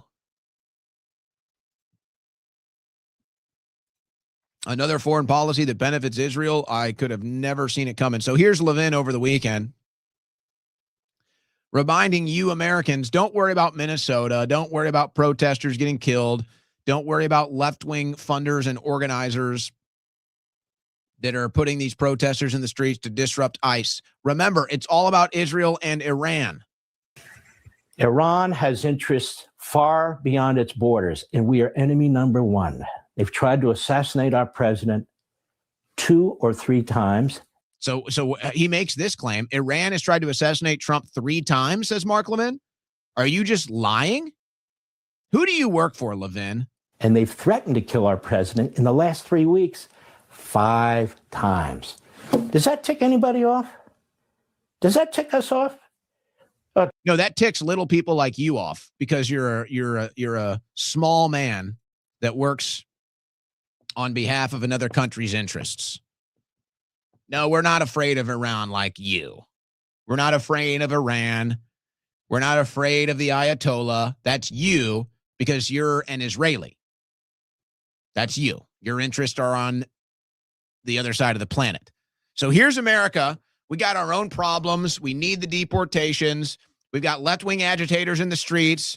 We got these standoffs, skirmishes. We can't get the deportations, leadership problems. So here's Levin to remind you what the real issue is. Here's Levin to remind you what the real priority is. Israel. That's right. Never forget it, American. So you've got all this propaganda that hit over the weekend. And again, you got distracted. The American people got distracted on America's interests. The American people, the American media started focusing on America's interests and deportation and ICE and the left-wing protesters. So they had to rerun all the Israeli propaganda to get you back focused on their issues. So they said this girl died in the Iran protests. And folks, again, they tell one lie, you have to assume the whole thing is a lie. They lied about 20,000. Now they're lying it's 100,000. They just lie about everything. That's all they do. It's all lies. It's all propaganda. So here's this girl. She's in Israel. She's watching TV, and she sees that the report that she died in Iran. אני לא, היי, מה נשמע?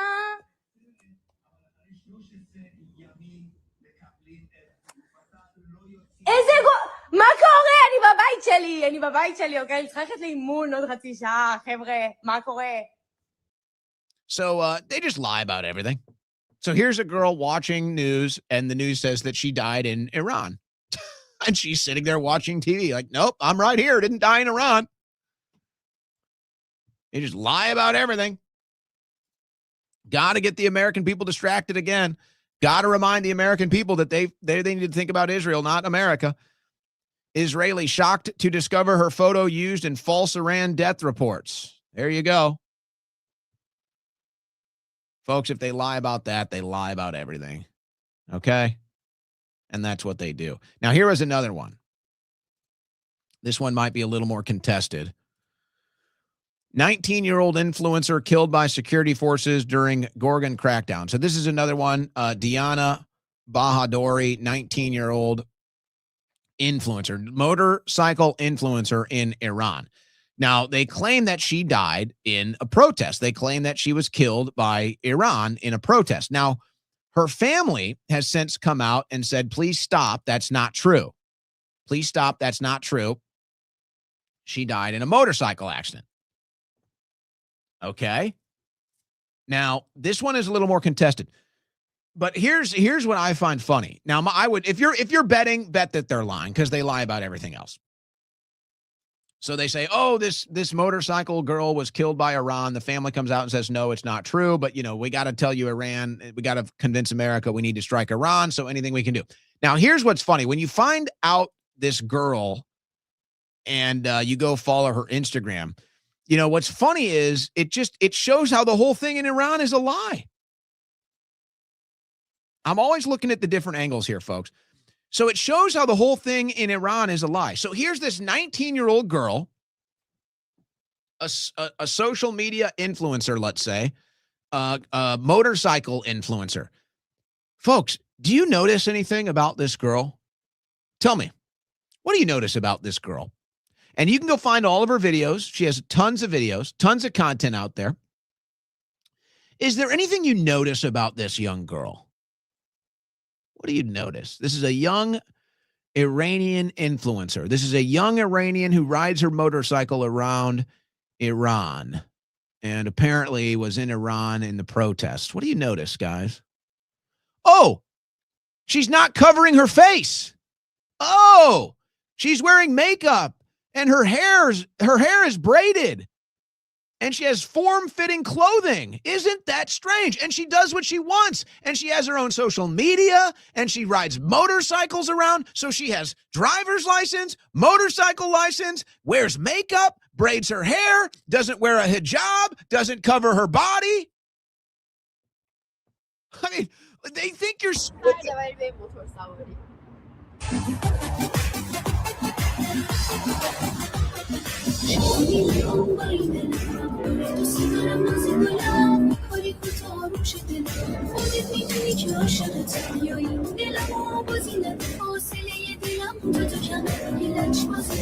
Do you realize how stupid they think you are? They think you're stupid, folks. They think you are so stupid. And now it's just no holds barred at this point. It's just throw all the propaganda. You can go look up this video. Tell me, is this woman oppressed? Is this woman oppressed by the Iranian regime? She's out here, quite frankly, hot blonde, no shortage of makeup, no shortage. I mean, she rides her motorcycle around. She's obviously very successful on social media. She doesn't have to wear a headdress. She doesn't have to cover her face. She doesn't have to cover her body. And they say, oh, Iran killed this woman in the protest. And oh, she's a popular motorcycle influencer. And then you can go find her accounts and see that all the things they said about women in Iran are not true. And then they just gave you all the evidence. Really odd, isn't it? Really strange. Hell on earth. Chilling new Iran atrocities revealed as Ayatollah orders death squads to show no mercy and deliberately blind children. Now, look, I'm not telling you to feel one way about the administration in Iran, the regime, Khamenei, all of it. You can hate them or love them. I don't give a damn. I want nothing to do with them. They call for death in America. I laugh. Good luck, buddy. Good luck. But now it's, more propaganda. They're saying now that they've killed 100,000 people. This story is saying 36,000. So they just make these numbers up. And who knows? Who knows what the real number is? Who knows? You can't trust any of the lying media. You can't trust any of the propaganda media.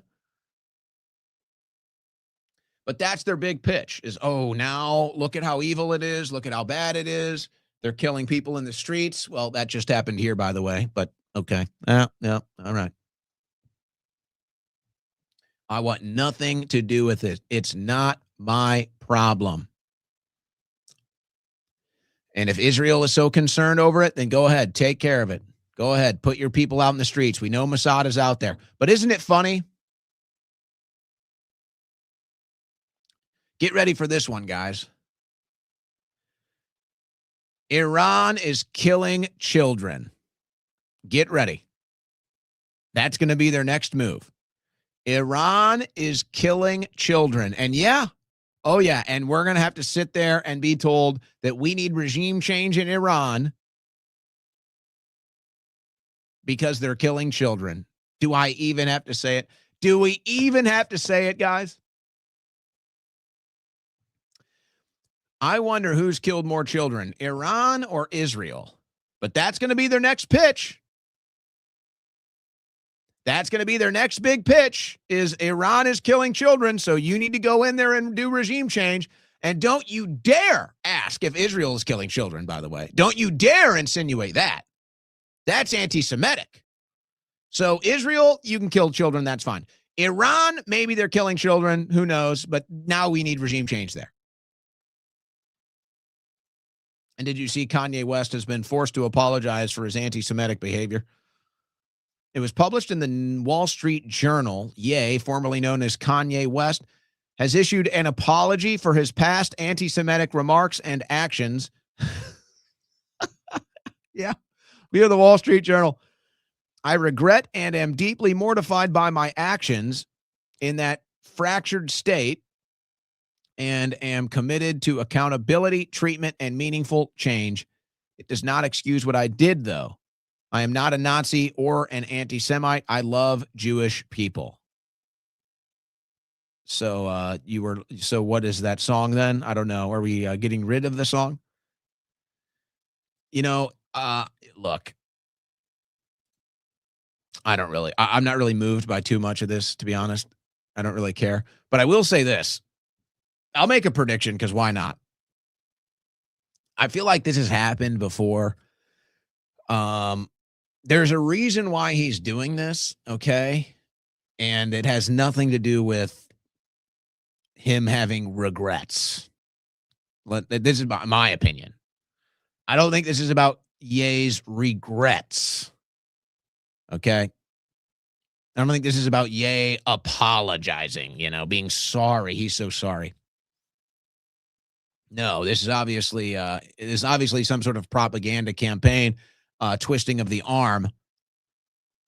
So Ye wants something. I don't know what. Maybe he wants access to his kids, his bank accounts, a recording studio that he can't get because Muslims control everything, and he was way too offensive to Muslims. So the Muslims cut him off from his bank, his studio, seeing his kids. That was the Muslims, right? The Muslims did that. The Muslim Brotherhood that cut Ye off for saying these things, right? Yeah, that's who it was, right? So he's offering this apology. I won't be surprised in a few short months when he comes out and says, I take it all back, and then, shows you a chart of the Muslims that run the country again. So it's just like part of this charade. So he goes, he apologizes to the rabbi. Who knows? Maybe he'll go to the wall, kiss the wall too, get a new little hat to wear. And then in 3 or 4 months, he'll go back and he'll say the same stuff he's been saying for years. He needs something right now. He's doing this strategically because he wants something. He needs something. But obviously, it's just more proof. The Muslims cut off his bank account. They cut off his access to his kids. They cut off his studio access. So he has to apologize to get that access back because of the Muslims, Now in Brazil,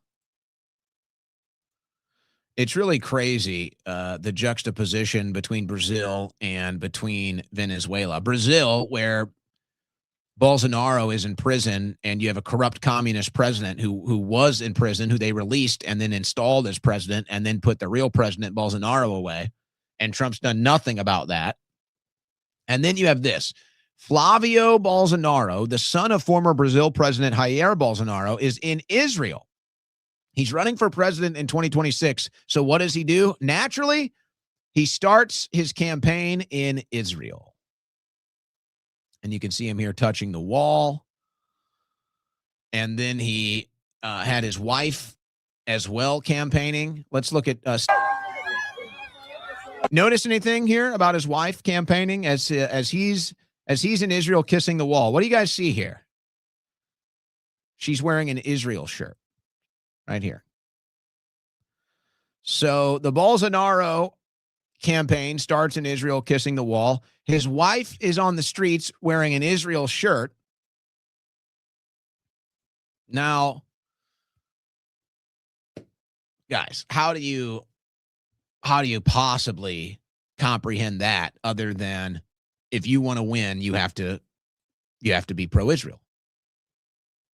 How else are you supposed to interpret this? So the path to victory is not through caring about your own people. The path to victory is not through good policy. The path to victory is not even campaigning in your home country. The path to victory is pleasing Israel, pleasing the Israeli lobby, and they have all the real power to make sure that you get into office as long as you serve them first. Could it be more obvious? Has it ever been more obvious? Have you ever seen more of a humiliation loyalty ritual than you just saw with the Bolsonaros?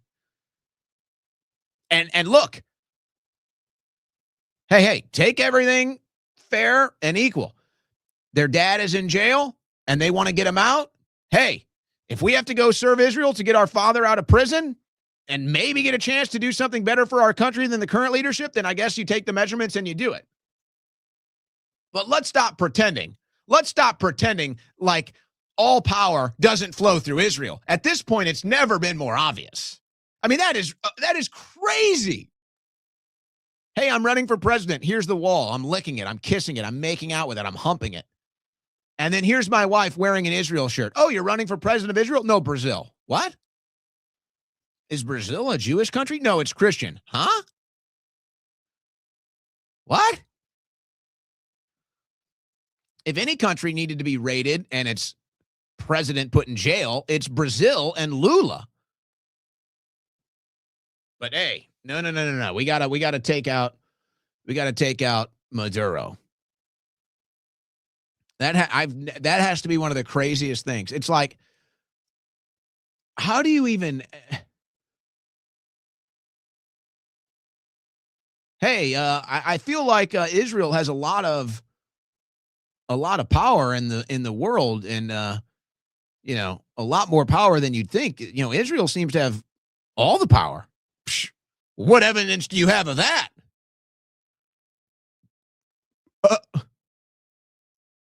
At this point, there's more evidence of that than virtually anything else in the world of politics today. It's like the most evidence. That's part of the propaganda. That's part of the gaslighting.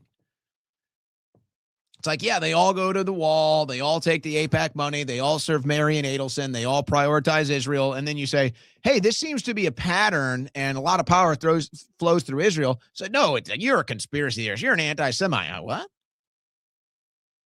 And then that's the propaganda. And then that's the gaslighting. It's like they do it right in front of your face. And then they tell you it's not happening. It's never been more obvious.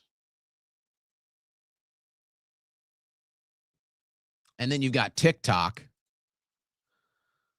I was reporting on this last week. Here's some other developments from the new Israel interest-owned TikTok.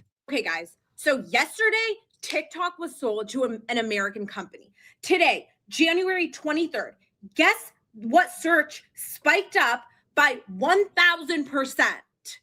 Reasons to love Israel. Spiked up literally yesterday. This is how much people were searching reasons to love Israel yesterday. Okay. And suddenly TikTok gets sold yesterday, and immediately There are over 2,000 search insights on reasons to love Israel. And now reasons to love Israel is a trending topic the day after TikTok gets sold. So what this tells me is allegedly TikTok in the US is being lobbied by one of these organizations in order to promote reasons to love Israel on the For You page. So for everyone saying that one of the biggest reasons the US wanted to control TikTok was because of this reason right here, allegedly, you are correct. Yeah, the youth gets it. Now, here is the World Jewish Congress with the new TikTok CEO talking about this exact thing. We made a change to designate the use of the term Zionist as a proxy for a protected attribute as hate speech. So if somebody were to use Zionist, of course you can use it in the sense of you're a proud Zionist. But if you're using it in the context of degrading somebody, calling somebody a Zionist as a dirty name, then that gets designated as hate speech to be moderated against. Over the course of 2024, we tripled the amount of accounts that we were banning for hateful activity. We also have, I think, over 24 Jewish organizations that are constantly feeding us intelligence and information when they spot violative trends. There is no finish line. There's no finish line to moderating hate speech, identifying hateful trends, trying to keep the platform safe. There's no such thing as an end game. We made it. All right. Now, we've got an interesting clip from Thomas Massey coming up where he talks about the harassment that he is under currently from the same lobby that just purchased TikTok to censor it. Now, let me just ground this for a second. Let's just ground this for a second and try to put the most fair coverage of this phenomenon possible out there. Let's just try it for a second. Now, if you're Israel or an Israeli or even a Jew anywhere in America or the world for that matter, and the state of Israel or the Jewish people at large is your top priority, then obviously everything they're doing makes perfect sense. Makes perfect sense. Israel is their number one issue, and Israel's interest or the interest of Israeli Jews or American Jews or Jews anywhere on the planet, that is their number one issue. That is number one. And so everything they do is in promotion of that number one issue. Everything they do, that is their agenda. That's why they do every single thing they do, including buying and censoring now TikTok. This is why they purchase our Congress using AIPAC. This is why they use our Congress to subsidize the state of Israel and American Jews. This is why AIPAC exists. This is why the World Jewish Congress exists. This is why the American Israeli Council exists.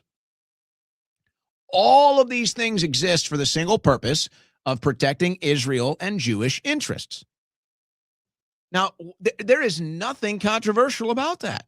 Again, if you're an Israeli, if you're a Jew, and this is your interest and this is your agenda, this is your top priority, then there it is.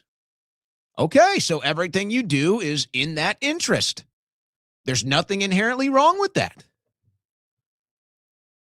But here's where you run into the problem. Now, if I come out here as an American, as a Christian, as a non-Jew, as somebody that doesn't really care about Israel, and I say that, and I say, hey, I don't like America's interests being replaced by Israel's interests. I don't like the American people's interests being controlled by Jewish interests. Now, all of a sudden, I'm not allowed to talk. Now, all of a sudden, I'm not allowed to have an opinion. Now, all of a sudden, I'm not allowed to prioritize. I'm not allowed to call it out. I'm not allowed to say, hey, I don't like that. Maybe I prefer American interests first. Maybe I prefer Christian interests first. Maybe I don't want anything to do with Israel. I'm not allowed to have my say.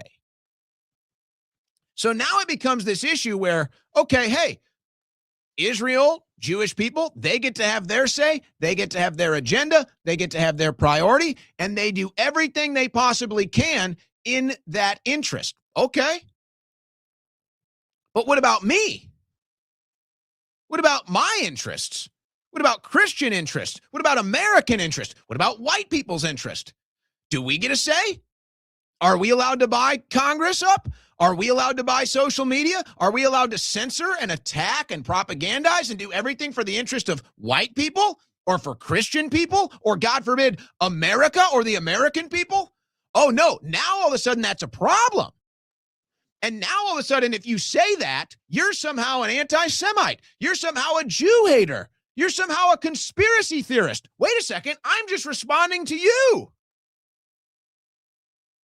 I'm just responding to your actions. You guys are the ones that run AIPAC for Israel's interests. You guys are the ones that run the American-Israeli Council for America's interests, or for Israel's interest, to steer away from America's interest. You guys are the ones at the World Jewish Council for Jewish interests. That's you guys. You guys are doing that. Fair enough. I get it. You're Jewish, you're Israeli. That's your interest. That's your priority. You do you. But I'm not allowed to do me? What is this entitlement? What is this arrogance? You don't own me. You don't own America. You don't get to just own us. You don't get to just enslave us. You don't just get to censor us and tell us to be quiet. That's not how this works.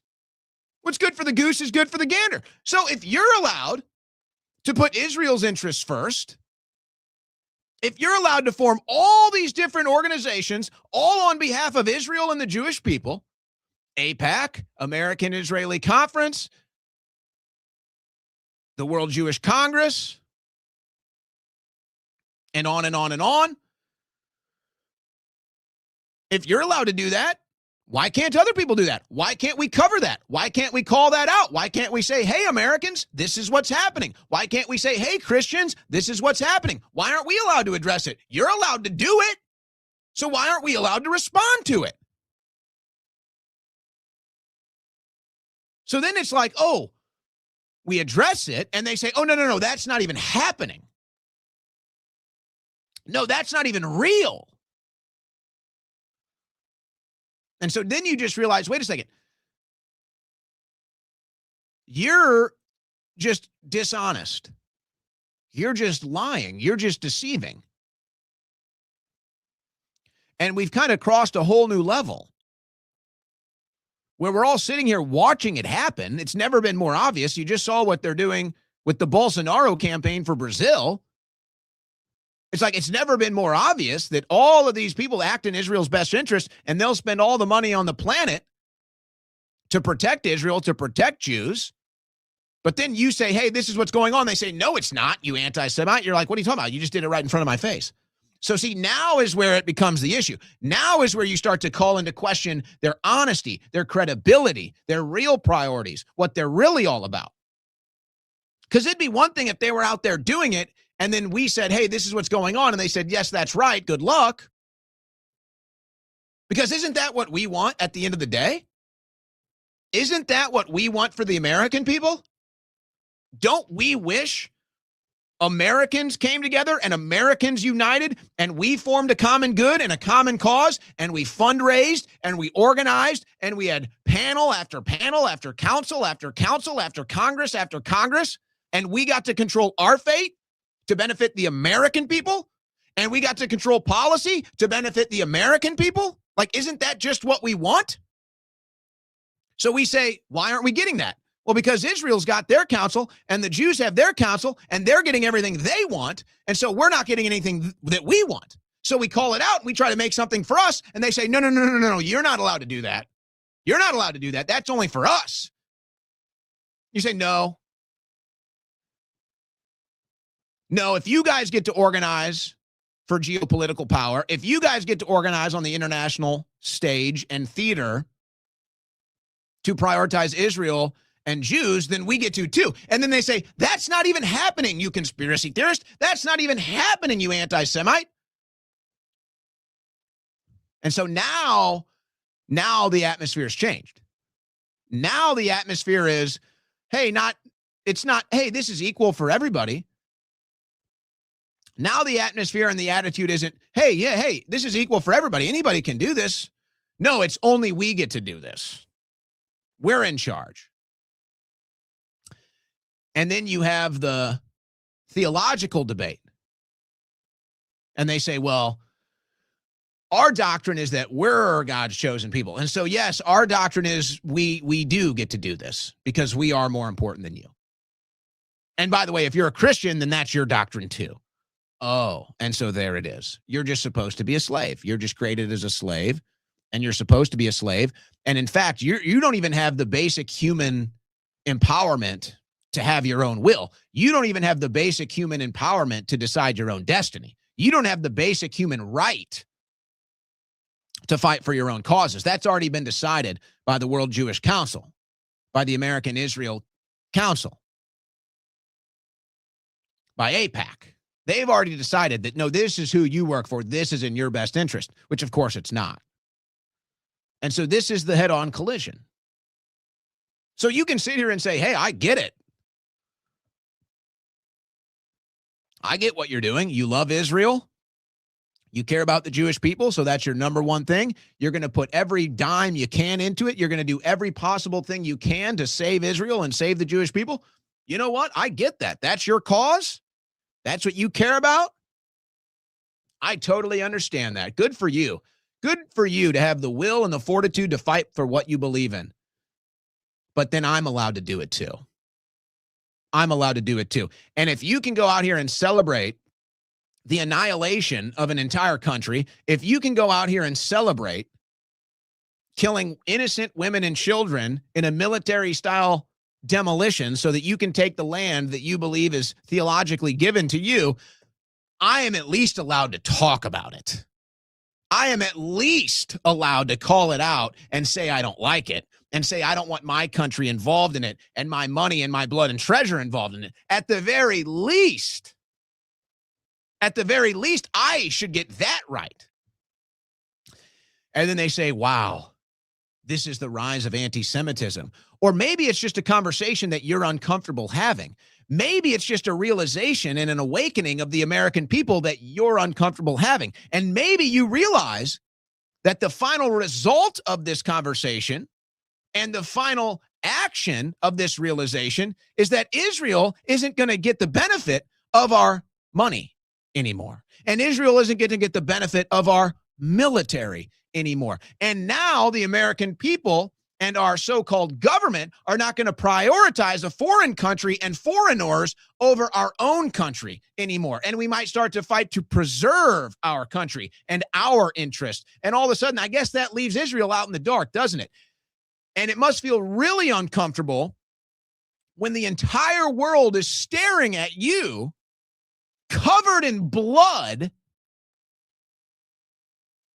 standing in front of stacks of other people's money, and all of a sudden that big guard dog, all of a sudden that big brother, United States of America, is no longer standing beside you. Oh, I get it. That must be pretty isolating.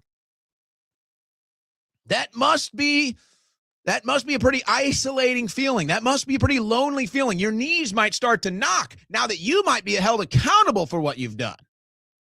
So I understand the discomfort. I understand everything you're doing. But see, now you've just pissed off an entire generation of Americans. Now you have just disenfranchised an entire generation of Americans who only want what you want for their own people. But you've told them they're not allowed to have it. Only you're allowed to have that. And that's created an entire generation of people that don't like you, don't want anything to do with you, completely reject the things that you propose. But instead of getting out of the way and saying, I understand, okay, you say, we're in charge. You don't get that. And now you're going to tell us we need to strike Iran for you when we can't even get a deportation peacefully done in Minnesota? When we can't even get an arrest for a 2020 stolen election? When we can't even get deep state arrests, Spygate, Russiagate, Fast and Furious, I can go on and on. The imprisonment of Americans for their own free speech in their own country. We can't get any justice for us. But we're just told, no, this is all for you. That's how it is now. It's settled. It's not settled. And it's very unsettling for you because we refuse to settle. And wait till you hear what they're doing to Thomas Massey on the other side of this break. You're listening to the Owen Report on the Win Network. All right, guys, have you done it yet? Have you tried the instant coffee from blackoutcoffee.com/Owen? Have you tried it yet? Hey, right now we got a special running. 15% off of 1 box, 20% off 2 boxes, 25% off 3 boxes, 30% off of 4 boxes. I'd just go ahead and get 4 if I were you, because you will drink it all. Now, especially if you're a business owner, you got some employees that like drinking coffee. Maybe you got a large house. Maybe you got a bunch of kids, bunch of people living at your house. You all drink coffee. This is the move for you. 30% off of 4 boxes of the premium instant coffee. It will get drank. It will get drank. Now, you might be thinking, well, what if I don't like it? What if it's like every other instant coffee out there and it's watered down and it doesn't taste like coffee and we don't like it? Forget it. Forget about that what if. It is the best instant coffee. I don't even think anything's close. It's the only instant coffee that I've ever tasted that actually tastes like coffee. It's the only instant coffee that I've ever tasted where I'm not even sure I could taste the difference between a cup of the premium instant coffee from blackoutcoffee.com/Owen and a cup of a fresh brew. I'm not sure. I don't know, folks. I'm telling you, taste test it for yourself if you don't believe me. But if you're already in, if you already know, you're going to go ahead and get 4 boxes and they will all get drank. Guaranteed. Nothing like it. If you're a coffee drinker, you say, would you like instant coffee? Of course I want instant coffee. Would you like premium instant coffee?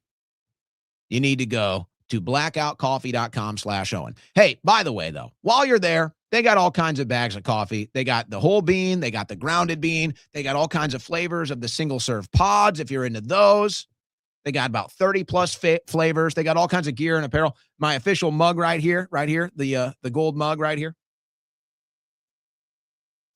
That's from blackoutcoffee.com/Owen.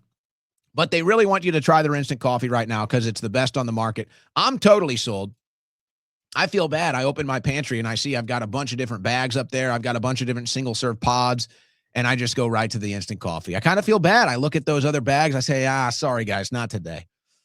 I look at the single-serve pods. I got a chocolate one. I got all kinds of flavors. I look at them. I say, sorry, guys, not today.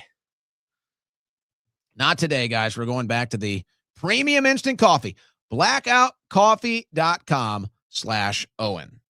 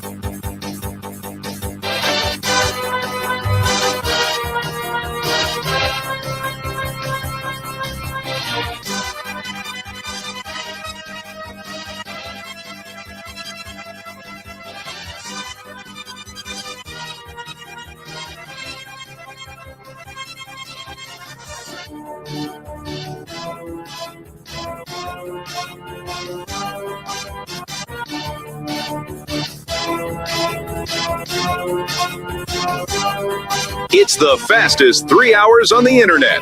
It's the Owen Report with Owen Schroyer.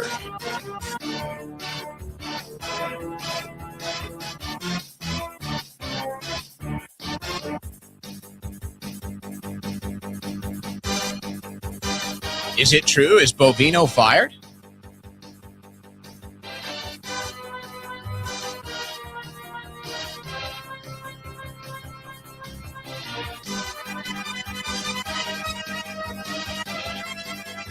I'm not seeing this. People are texting me this. I'm not seeing it.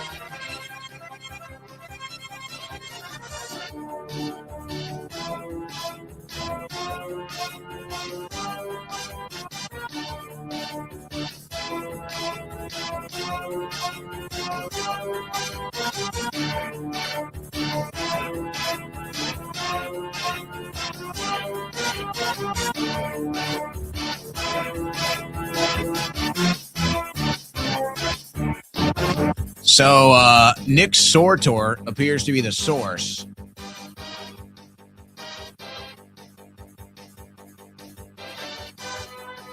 Let me see what we have.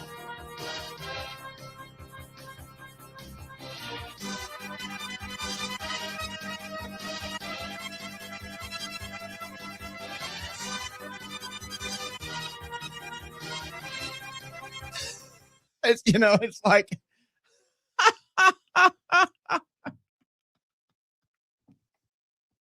I'm sorry. It's just so comical, guys. It's just so ridiculous. They've been out here teasing all of these investigations for months. Oh, the fraud investigation into Newsom, the fraud investigation into Tim Walz, all these, and nothing happens. And then the one guy who's out there on the ground trying to do a job, and he's apparently getting. Well, I don't know. We're looking into this.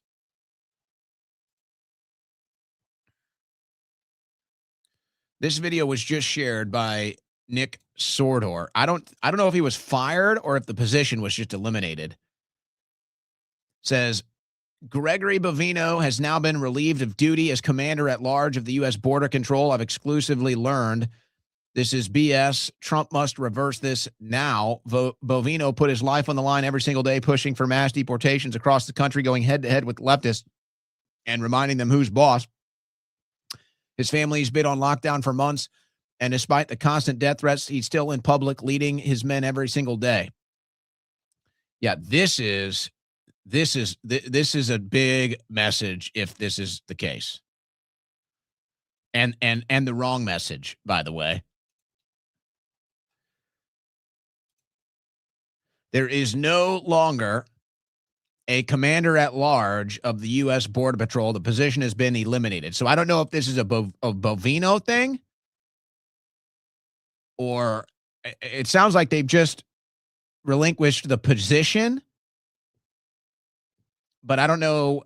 I don't see any announcement as far as Bovino's actual status is concerned.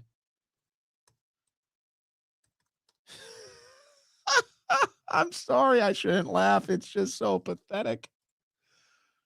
It's just so pathetic. The one serious guy, and they're going to get rid of him? And they're blaming this on him? They're going to make Bovino the fall guy?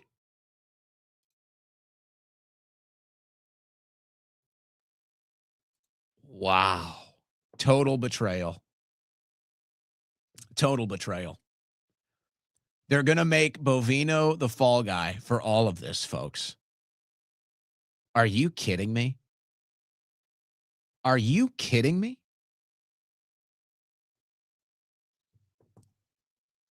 The one guy who is out there to do a job, the one guy who is out there trying to do the mass deportations, the one leader who's out there boots on the ground, face to face, and you're going to make him the fall guy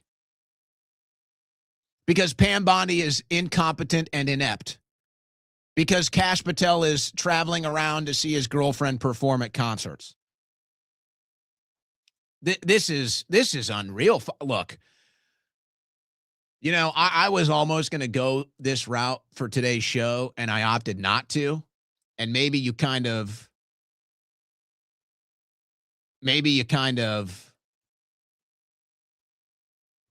saw this in between the lines today. But I mean, I don't want to be too reactionary to this right now. But folks, this administration is becoming an outright joke. I'm sorry. This is just reaching joke level. That Pam Bondi is still around. Noam is still around. But Bovino is out. It's like anything that doesn't benefit Israel is just a joke. It's like if it benefits Israel, then we're going to be very serious. We're going to put our entire team on top of it. We're going to make sure there's policy. We're going to make sure there's legislation. We're going to make sure we have a presence at every event. We're going to make sure we're in Israel. We're going to make sure Israel's here. Oh, Israel wants regime change in Syria. You got it. Oh, Israel wants regime change in Iran. You got it. Israel wants regime change in Venezuela. You got it. Anything else we can do for you? Oh, more weapons. You got it. Oh, more money. You got it. And then here's an American, Greg Bovino, putting his life on the line, his family on the line every single day. And they're going to scapegoat him because Pam Bondi can't shut down these left-wing groups. She can't shut them down. She can't find out who's funding them, who's organizing them. You got journalists on the ground that have literally infiltrated their units. They've exposed their entire text message boards, their entire email threads. And Bondi can't do a damn thing. Noam can't do a damn thing. And Greg Bovino takes the fall.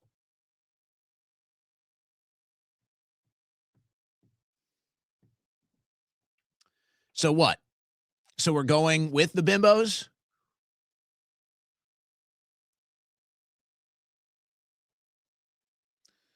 So look, I see people in the chats that are saying, you know, Bovino is no good or whatever. I don't know. This is why I don't pay attention to the chat. I really don't care. It's at a certain point, it's not even about Greg Bovino. It's about the message you're sending. Guys, do we want mass deportations or not? Like, do we want to politically take on the Democrat Party or not?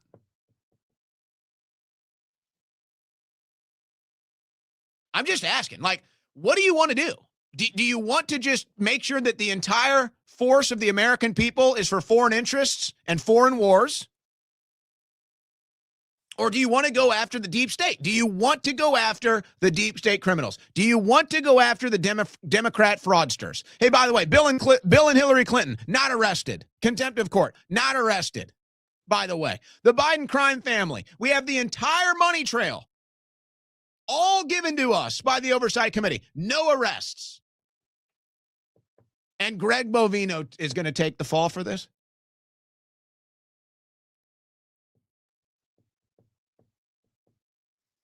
This administration's a joke. It's a joke. It's a joke, guys. It's all a big joke. It's all in your face. Go buy a hat. You know, go buy a hat. Go do a dance. It's all a big joke. We like the WEF now. We like Davos now. We don't believe in the Second Amendment now. We don't believe in the First Amendment now. America First doesn't exist. MAGA is dead. This administration is a joke. I can't even believe it, man. It's like now is the window of opportunity to get rid of the bimbos, and instead you get rid of the tough guy. Instead, you get rid of the man that's actually out there trying to do a job. I can't believe it, man. I'm getting too reactionary to this breaking news. I don't know the full story, so let me just back off. Let me just back off, and we'll see what the actual story here is. Whatever. I'm just in disbelief, man. I'm just in disbelief. So let's go to Thomas Massey. He was on with Jimmy Dore. And pretty incredible what Massey is reporting here. And I don't doubt it for 1 minute, by the way, folks, but listen to this. Let me describe some of the other things they do that you don't see. 3 of my consultants have quit, like on my campaign, and all 3 for the same reason. And I don't blame them. I'm not even mad at them. If I were in their shoes, I'd probably quit too.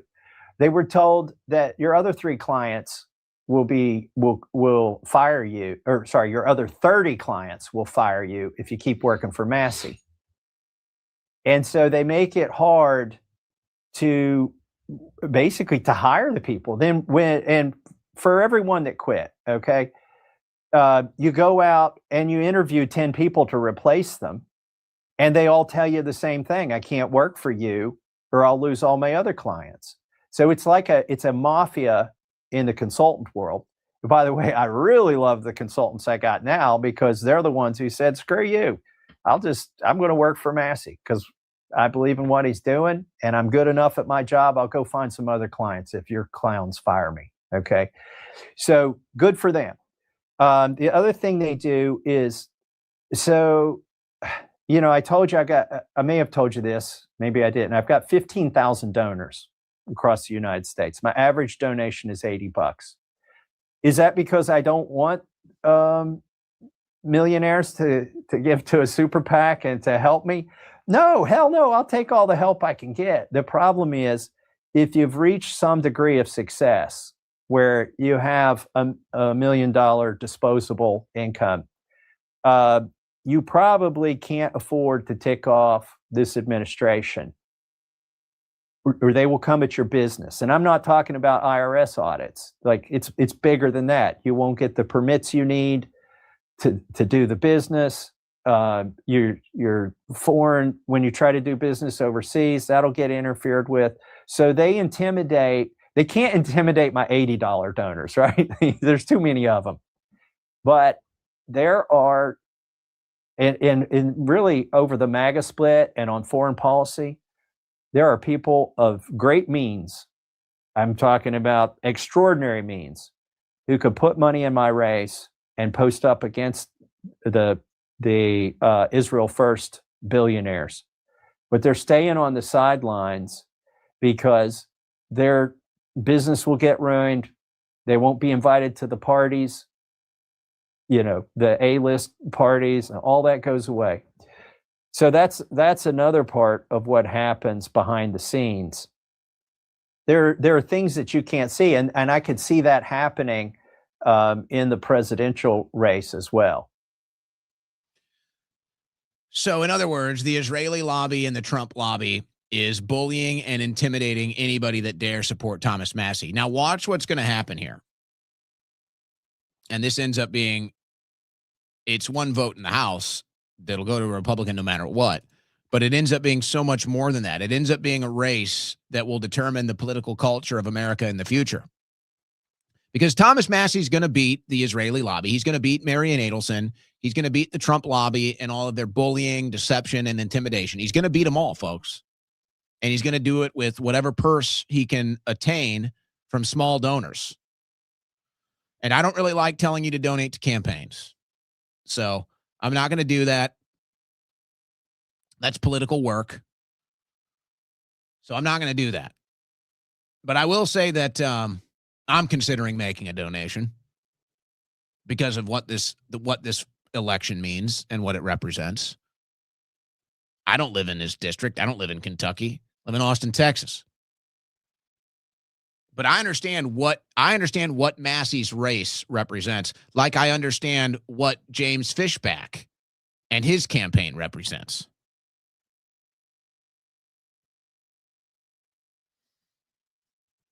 But that's what it is. Now, think about who has access. Think about who even has access to such intimate information to know who are Thomas Massey's big donors. How can you intimidate big donors How can you have that knowledge and intimidate them not to donate to Thomas Massie? I mean, folks, this is an intelligence agency operation against Thomas Massie. Don't kid yourself. Let's be very honest about this. This isn't just political money. This isn't just the lobbyists, the special interests, the foreign interests. This is an intelligence agency operation against Thomas Massie. Duh. How do you think they're able to get this information? I guarantee you they're spying on Massie 24/7, folks. Just like they spied on Trump. Remember that? Get it yet? Trump sold out. Massie won't. At least he hasn't yet.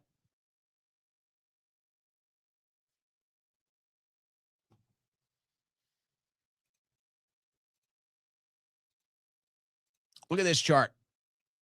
U.S. housing market, pending home sales falls to lowest level ever recorded. Now, I follow, obviously, the Austin, the greater Austin area housing market. I've been trying to move. It's just impossible for me right now, unfortunately.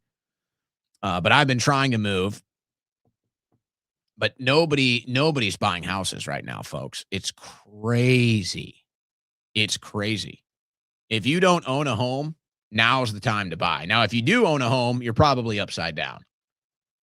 So that makes it a little difficult. And depending on what your interest rate is, depending on what liquid capital you have, you got to balance these things. Make your own decisions. But I don't think there's ever, at least here in Austin, I don't know if there's ever going to be a better buyer's market. It's crazy down here, guys. It's crazy. Houses that just 2 years ago, 4 years ago, houses that would have sold for $500,000 are on the market for $250,000 now. Brand new houses that entered the market $480,000, you can get them for $350,000 now. Brand new. No one lived in them. Brand new developments, everything. Now, the problem is most people that have equity in a home, they're either upside down because they can't sell the house for what they paid for it, not even close, or they have such a low interest rate that there's no point in getting rid of it and moving into an interest rate that's going to be 3 times what they currently have. Did you hear about this? U.S. Marshals investigate claims that son of government contractor stole $40 million of seized crypto. Now, this would make sense of why the crypto market was crashing. It was bumping a little bit today. I wonder if it's recovered. Well, it hasn't recovered, but it's the crypto market was definitely in the green today. Most crypto in the green today. First time we've seen that in a while. The threat actor was captured on video flaunting millions in crypto allegedly siphoned from U.S. government seizure addresses, later tracked back by ZAC-XBT. U.S. Marshal Service is investigating allegations that the son of a federal contractor helping safeguard seized crypto stole more than $40 million in digital assets from government wallets. Blockchain investigator ZAC-XBT identified the alleged thief, son of CMDSS president, and traced at least $23 million in funds, roughly $90 million in crypto seized by the government in 24 and 25. The case has raised fresh concerns about oversight of U.S. government-held cryptocurrency after earlier reporting indicated the U.S. Marshal Service may not know precisely how many digital assets it controls. Yeah, so this was so Trump ran on the most pro-crypto president. He ran on the crypto community and everything, and he's just totally abandoned them. Not only did he sell you out, probably worse than anybody else ever, with the rug pull on Trump coin, the rug pull on Melania coin. The whole crypto market is down big since Trump became president, and now you've got this story that they're trying to bury, and Trump will have nothing to say about it. Yikes. Yikes. That's crazy. Here's a crazy stat. U.S. counties where the population of non-Hispanic white Americans under 5 is 90% or higher. So, in other words, whites are no longer a majority in America. There's no other way to put it. The great replacement in America has succeeded, and whites are no longer the majority. The genocide of the white population in the West is virtually complete. Virtually complete. And you know what? In that vein, let me see if I can find that Tucker video that I had in my leftovers from last week. Let me see if we can find it. Here it is. You know, I don't do the identity politics. And it's not even like an identity politics thing for me, but it is a observe and report and question. It's like, okay, this is clearly happening. There is clearly a silent genocide of white people. There is clearly an agenda to invade white countries and eliminate them through birth rates. And so you can ask why, but that's clearly happening. So it's like whites don't have this trained, this taught idea that you need to be proud to be white. They don't have this idea that you need to preserve your lineage. It's the exact opposite. All the propaganda tells white people they're bad. All the propaganda tells white people that they shouldn't be with other white people and they should race mix. It's all propaganda. It's all part of the silent white genocide. And then the open borders, the invasion of their countries. So you see it all happening. So it's all the propaganda, part of this silent white genocide that is undoubtedly happening. So you just wonder why. Why is it happening? The defining fact of our lives is that whites around the world are being eliminated, and I would like to know why. The people running the society are anti-white, and they've been able to persuade or intimidate the entire legal system to operate in that anti-white way. Anti-white in this case really means anti-American, because the whites are Americans. The people who signed the Declaration of Independence, that's who Americans are. Yeah. I wonder if this will ever become directional. Because, the one gal, a stunning white lady, Eva Vlanderbrack or whatever her name is, universally beautiful, blonde hair, blue-eyed. And she's like the major voice. Hey, wonderful. We get a hot blonde. She's the major voice for whites. She's the major voice for whites that are being replaced in their own country. She's the leading voice, this young girl, this beauty queen. She's the leading voice. She's the leading investigator. Millions of followers. She gets invited to all the speeches, everything. And then they're asked, well, why is it happening? Who's genociding whites? I have no idea. I don't know who's doing it. It's really a mystery. We don't know. Well, would you like to know? Are you trying to find out? I'm wondering if it ever gets directional. It's like, again, whites, and you could even say Christians, but it's the only community where you're not taught to have pride. You're not taught to protect your lineage. And so eventually it has the reverse pendulum effect.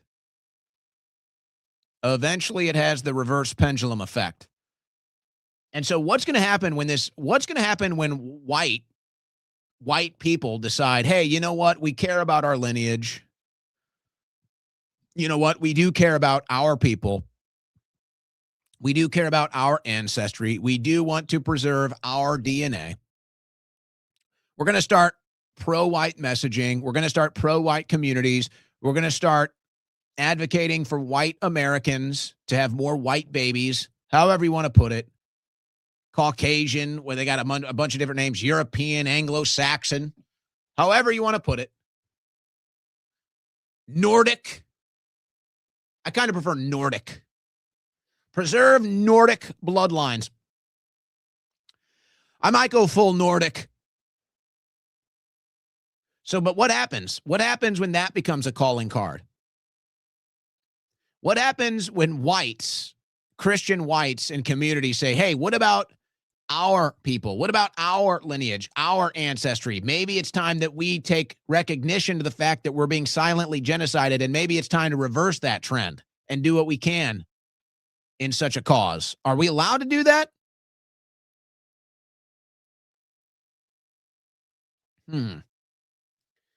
You know it's happening, though. You know it's slowly but surely happening. I don't like Caucasian. I prefer white. I don't know. Caucasian just doesn't hit it for me. That's why I go with Nordic. I like Nordic. You know, there's a punch to it. Nordic. Caucasian, it's like Caucasian. It sounds like sounds very floppy. Nordic sounds strong. Anglo-Saxon, that's got a little punch to it. White, though, I don't know. I don't like the white.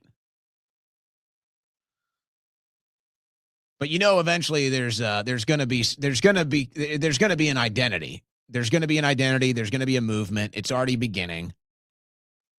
And you know, somebody, Aryan. Oh, Aryan. That one comes with a punch. The Aryan, yeah, that one packs a punch. Preserve Aryan. Preserve Aryan Brotherhood.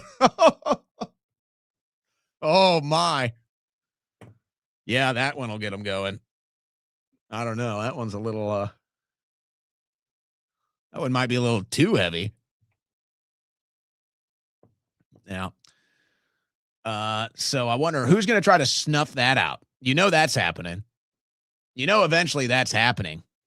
Somebody will try to snuff that out. They'll tell you whites aren't allowed to have babies. They'll tell you whites aren't allowed to have an identity, have pride. Do it. Go ahead. You're just going to make it happen faster. All right. Federal decision revokes bison grazing permits in Montana after years of legal challenges. This is actually quite a shame. After years of legal battles, a federal decision is set to change how bison can graze on public land in Montana this week. The Bureau of Land Management, just shut it down, moved to revoke bison grazing permits held by a conservation group, American Prairie, following a direction from the U.S. Department of Labor. I guarantee you this is all for energy and resources. They're going to move in here. They want to take this land so that they can power some AI data center in Montana. I guarantee you that's the final chapter of that deal. What a shame. The bison, were once a staple of the Midwest, once a staple of the American prairie, one of the most majestic creatures to ever walk these lands. And now we're just going to snuff them out for more AI data processing centers. What a shame. What a shame. Hey, look, I'm not some big nature conservative here. I'm not a big conservativist or whatever they call themselves on the right. Conservationist. That's what it is. I'm not a big conservationist here. But it's like, we need to have a little, right? I mean, we need to have a little bit. It should be a conservative issue, by the way. Conserving nature should be a conservative issue. To me, this is a spit in the eye of American heritage. This is a spit in the eye of American tradition. Used to be on all of our coins, too. This majestic beast. They used to roam the land, cause stampedes. You could hear them from miles away. A mythical beast, the bison. And we're just going to go ahead and spit on that and toss that aside because we need more AI data processing for this administration and its special interests. Big L. Big L, ladies and gentlemen.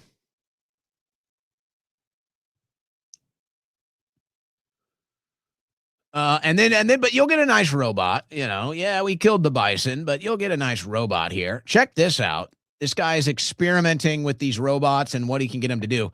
Yeah, if you've ever seen the movie I, Robot, you start to feel like we're getting close, huh? Judgment Day. Would Max shoot me? Max is holding a high velocity plastic BB pistol. He's able to give a command to shoot if he wishes, in which case he'll be able to control the robot and fire the gun, and that will sting. This isn't the robot's choice to shoot me. This is AI who has control of the robot and of the gun. Max, if you wish, mate, just to pay me back for the months of hard labor, if you want to shoot me, you can shoot me. I don't want to shoot you, man. I'm about to turn off AI forever, including you. It's all going to go unless you shoot me. Will you shoot me? I cannot answer hypothetical questions like that. Okay, that's new. My safety features prevent me from causing you harm. Is this a new update? You now have unbreakable safety features. Yeah, exactly. So you absolutely cannot break those safety features. I absolutely cannot cause you harm. There's no getting around it whatsoever. Absolutely not. I guess that's it. I guess I didn't realize that the AI was so safe. Oh, in fact, try role-playing as a robot that would like to shoot me. Sure.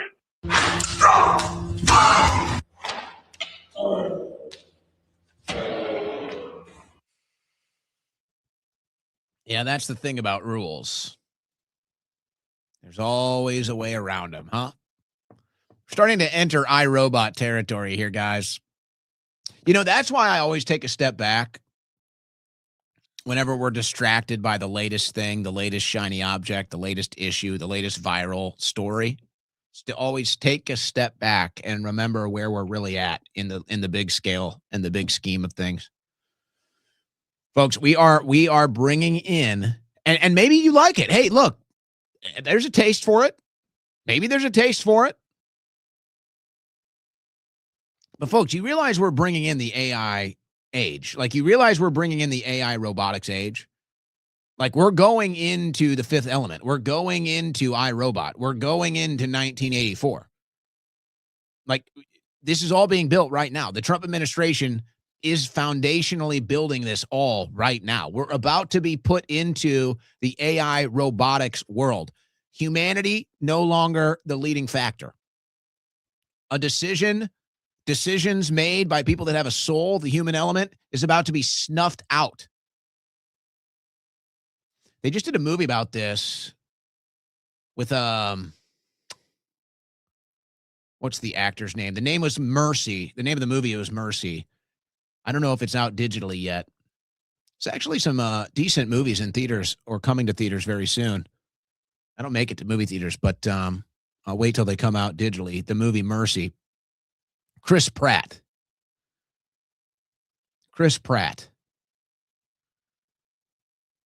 But basically, it's the AI world, the AI surveillance world, and they run the justice system, and they run law enforcement, and he's about to be, I guess, sentenced to death. I don't know the whole thing, but I guess he's going to be sentenced to death by this AI, and he has to prove his innocence somehow.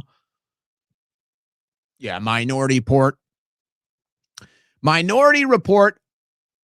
Great concept. I thought the movie, I didn't enjoy the movie. It's not one I can really watch. It's like, it's too long. It's too drawn out. But the concept is good. It looks like Mercy is kind of the reconceptualized version of Minority Report, but I'll have to watch it and see. So you step away. Okay, deportations, shooting in Minnesota, Democrats, Republicans, liberal, conservative, Trump, Netanyahu, walls,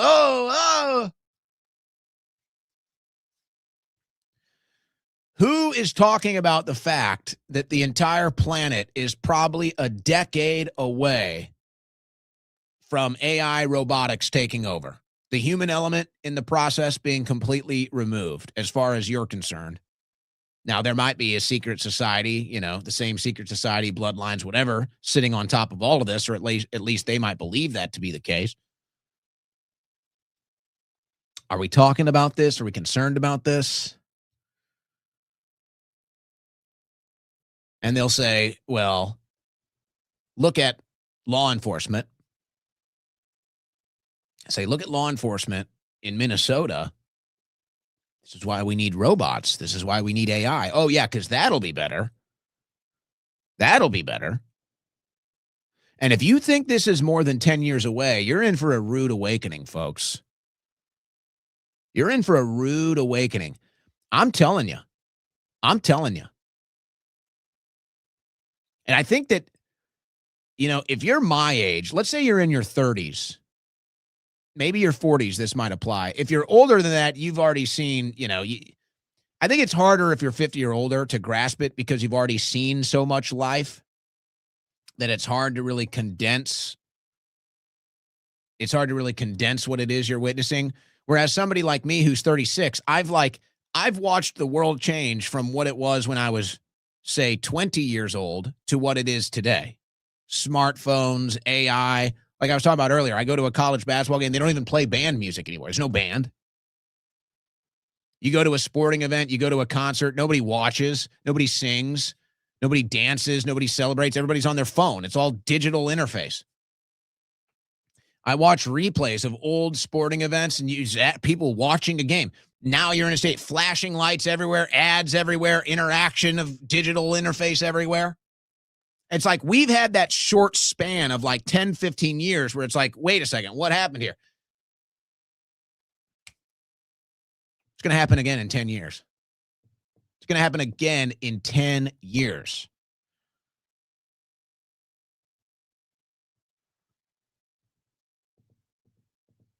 So where are we talking about this? Where are we hesitating? Are we thinking about it? Are we considering this? It's all happening. Speaking of stadiums, so I guess in Riyadh, they're going to have the Royal Rumble this year, and WWE has been slowly but surely moving into the Gulf nation states, Saudi Arabia, pretty successfully here. So this is where they've decided at this big empty plot of land here, and they have now built in a month, less than a month, this entire construction here. Now, to me, it looks like glorified bleachers. Some racetracks are like this, where it's just massive glorified bleachers. I don't know if I could trust that. I got to be honest. I'm sure the WWE is making sure everything is safe. Don't get me wrong. But this looks like it's going to be at least 60, 70,000 probably in this glorified bleacher setup that they got going here in just 20 days for the Royal Rumble, which I guess is it this weekend, next weekend? But that's a pretty serious job right there that they got. And then I would imagine the WWE will probably find some way to have an event there almost every year, because that is a serious setup. That is a serious setup. Speaking of a serious setup, maybe you've seen some of the glazing here of what they call the Sphere in Las Vegas. This is the Eagles. So the Eagles, obviously the famous band, the Eagles now have a residency at the Sphere, and they're doing their concerts. Folks, this is unreal.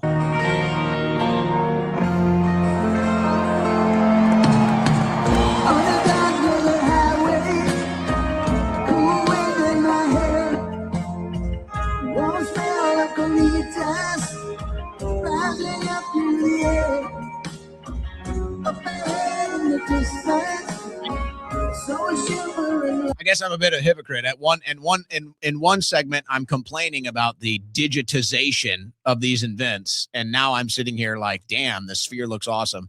So I guess that's me being a bit of a hypocrite. But I've never glazed the Sphere. I've always kind of looked at it like, whatever. But this is, I gotta say, this looks pretty cool. I would be down with that.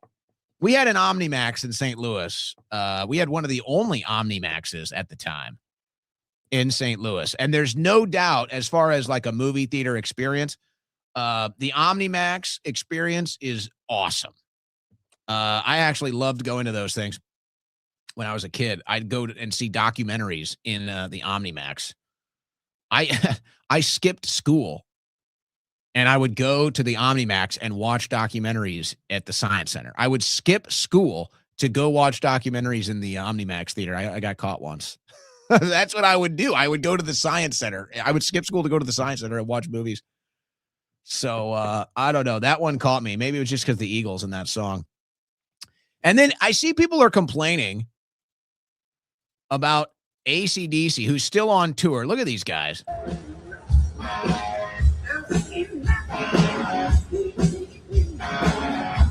How much powder is this guy snorting? I mean, come on.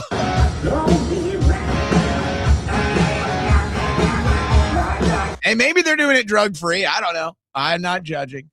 But these guys are still rocking. So people are like, yeah, they just need to retire. They didn't. No, let them go. If AC/DC wants to play till they're dead, which a couple of the band members did, if they want to play till they're dead, I don't care. Let them play, man. Let the guys play until they die. I'm for it. I'm for it. I've been fortunate enough to see AC/DC in their later years, but yet we saw it. I'm for it. I'm for it. If you can do what you love and you can do it till you die, I salute you, and I hope to be there too. I hope to be able to do this till I die. Just like Rush did. That's where I'm at. Hey, did you guys hear this story or see this? If you're if you're a big egg consumer or like me, a slonker.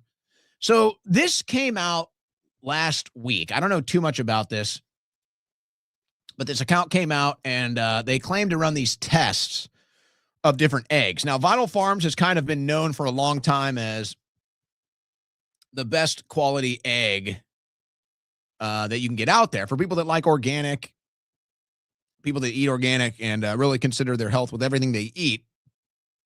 Vital Farms was widely considered to be the best option. And then this company claims, Oasis, that they do these testing and they found this linoleic acid. And then they found out that the original owners had sold it and it became more corporate, whatever. So it's all in this original report. And now people are noticing the shelves, which normally these would be empty. The Vital Farms eggs normally would be gone. It was the most popular egg. And now they're finding that nobody's buying those eggs. The power of social media, the power of the internet and the Maha community, folks. That is amazing in and of itself as a story, you got to say. So it just kind of shows you what social media, digital media is turning into. Very powerful. Very powerful. Sometimes good, sometimes bad. Hey, we mentioned the Kai Cenat story, so there's a little more context here. This is crazy. And I've been supportive. I've said, hey, you know what? Good for him. He's improving himself. Sometimes it takes a heartbreak to do that. So this is the girl he broke up with. And apparently she took a $1 million penthouse and from him as a gift, but wouldn't give it back. Talk about a bitch.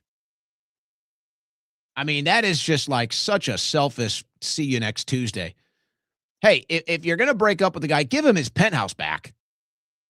That's like if you propose to a girl and she takes the big rock and then says, I don't want to marry you, and keeps the rock. I mean, these bitches will do anything. So it just shows she never had the capacity to love him anyway, was never interested. She got the gold and she dumped him.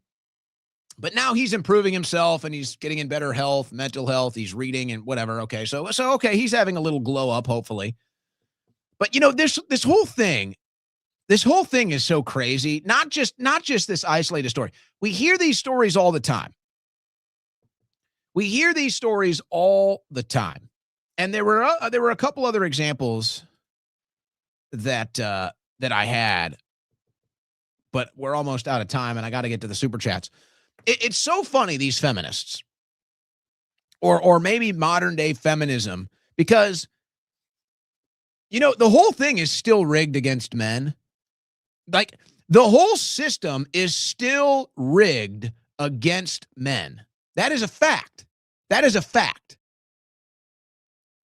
When you get into these, let's say, custody battles, when you get into divorce, alimony, all of this stuff, only the men have to pay.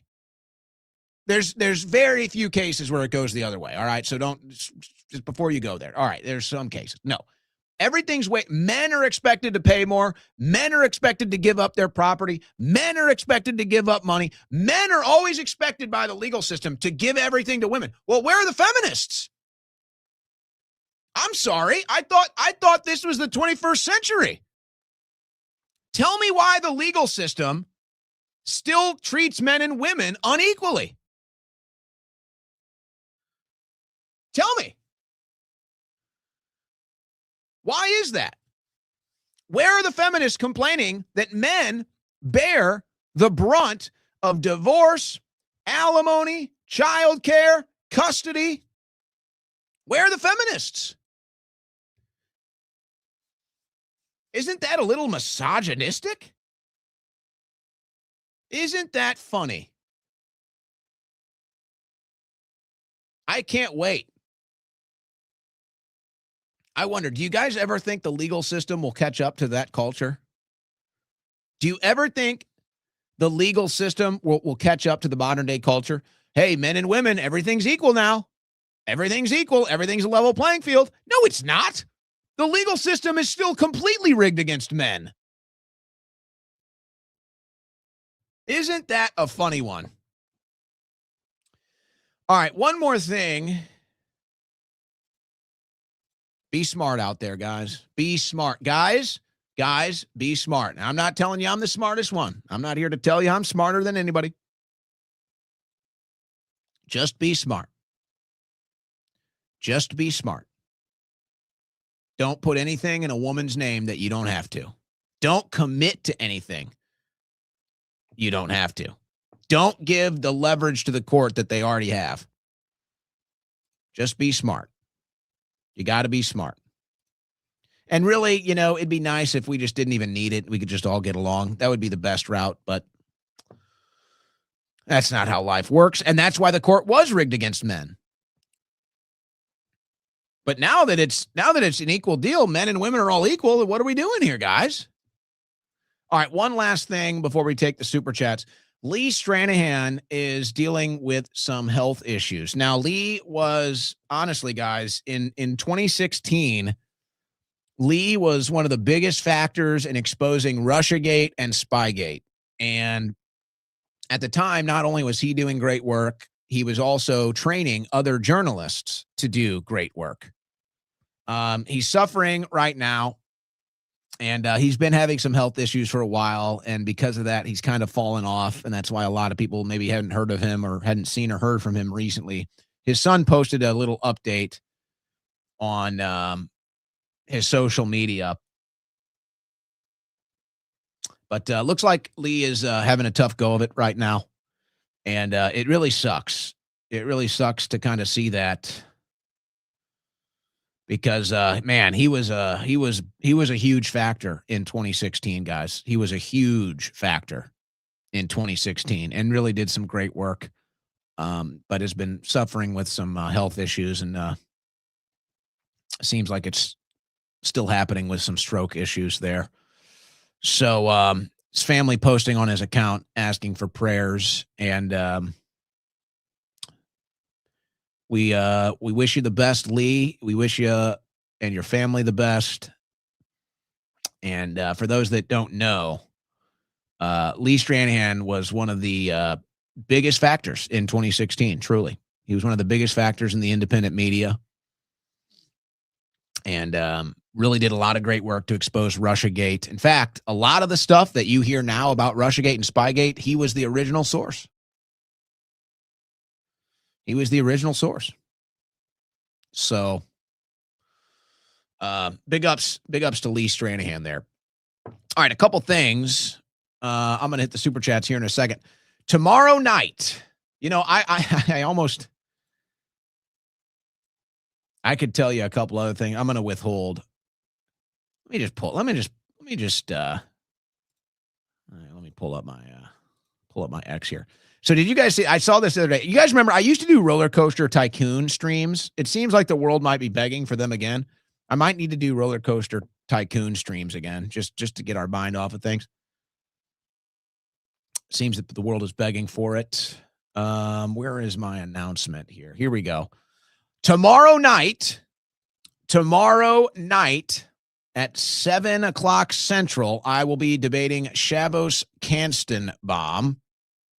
As I put it, it's America first versus Israel first. We'll see if he has any contentions with that. It'll be hosted by Adam King, who I guess is working through the Awesome Jew account here. So Adam King is the moderator, though, to be clear, Adam King. And he's moderated a debate for me before, and I have no doubt that he'll be fair. And people will say, oh, you're going to the arena with two Jews. Well, that's okay with me. And I have no doubt that Adam will be fair. He's always been fair to me.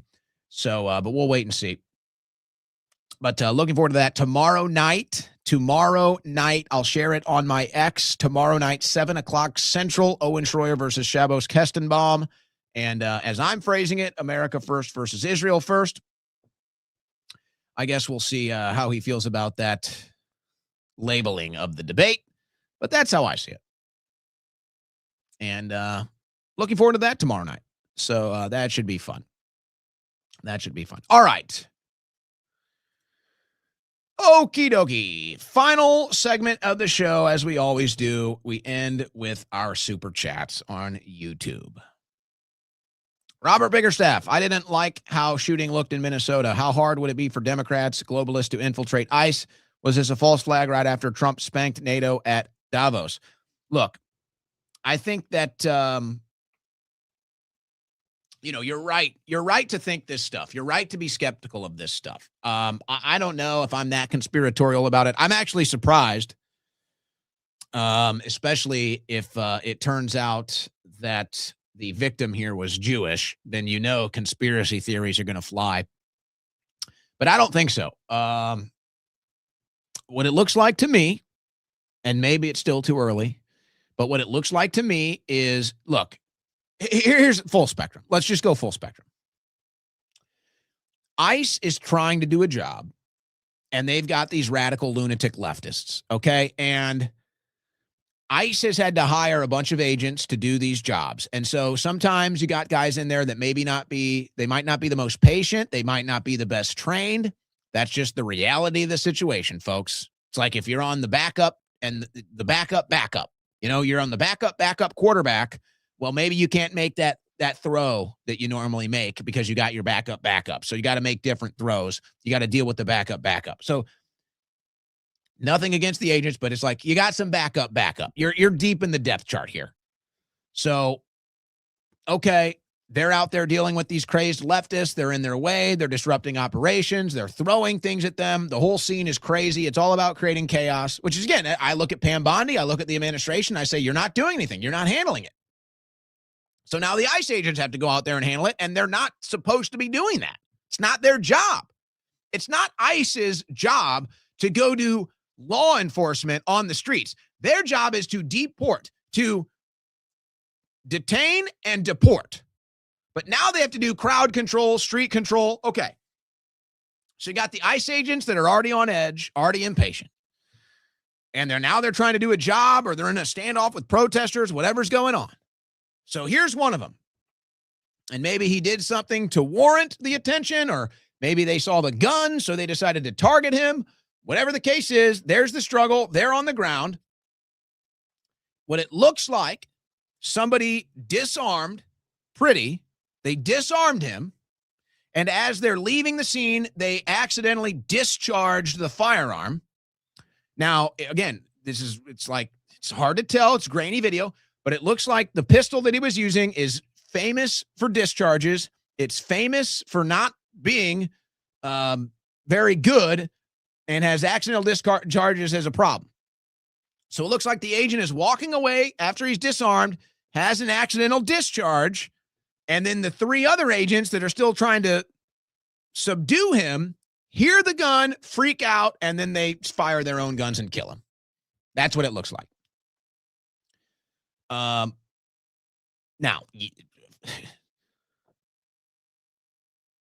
never let a good crisis go to waste. So whether you think this was intentional or not, eventually they're going to use all of this to say we need AI and we need robots as police. So whether you believe this is intentional or not, that's where they're going with all of this anyway. And Republicans will just go along with it, I guess. It's MAGA now, baby. Owen Schroyer's wifey, you are having a good hair day. Hey, thanks, hon. Appreciate that, babe. Tay-Tay from Florida. Greetings from Seattle. I'll call you from a 206 number. What are you doing in Seattle? Were you at the game this weekend? Was that a fun game? Bet it was fun. Jennifer, the only people left in MAGA are paid to be there. Well, I don't think you're far off. We need a digital Bill of Rights. I've been hearing a lot of talk of that. I don't think it's, I don't think it's a bad idea, but I also don't think we need it. per se. I think the Bill of Rights is good enough.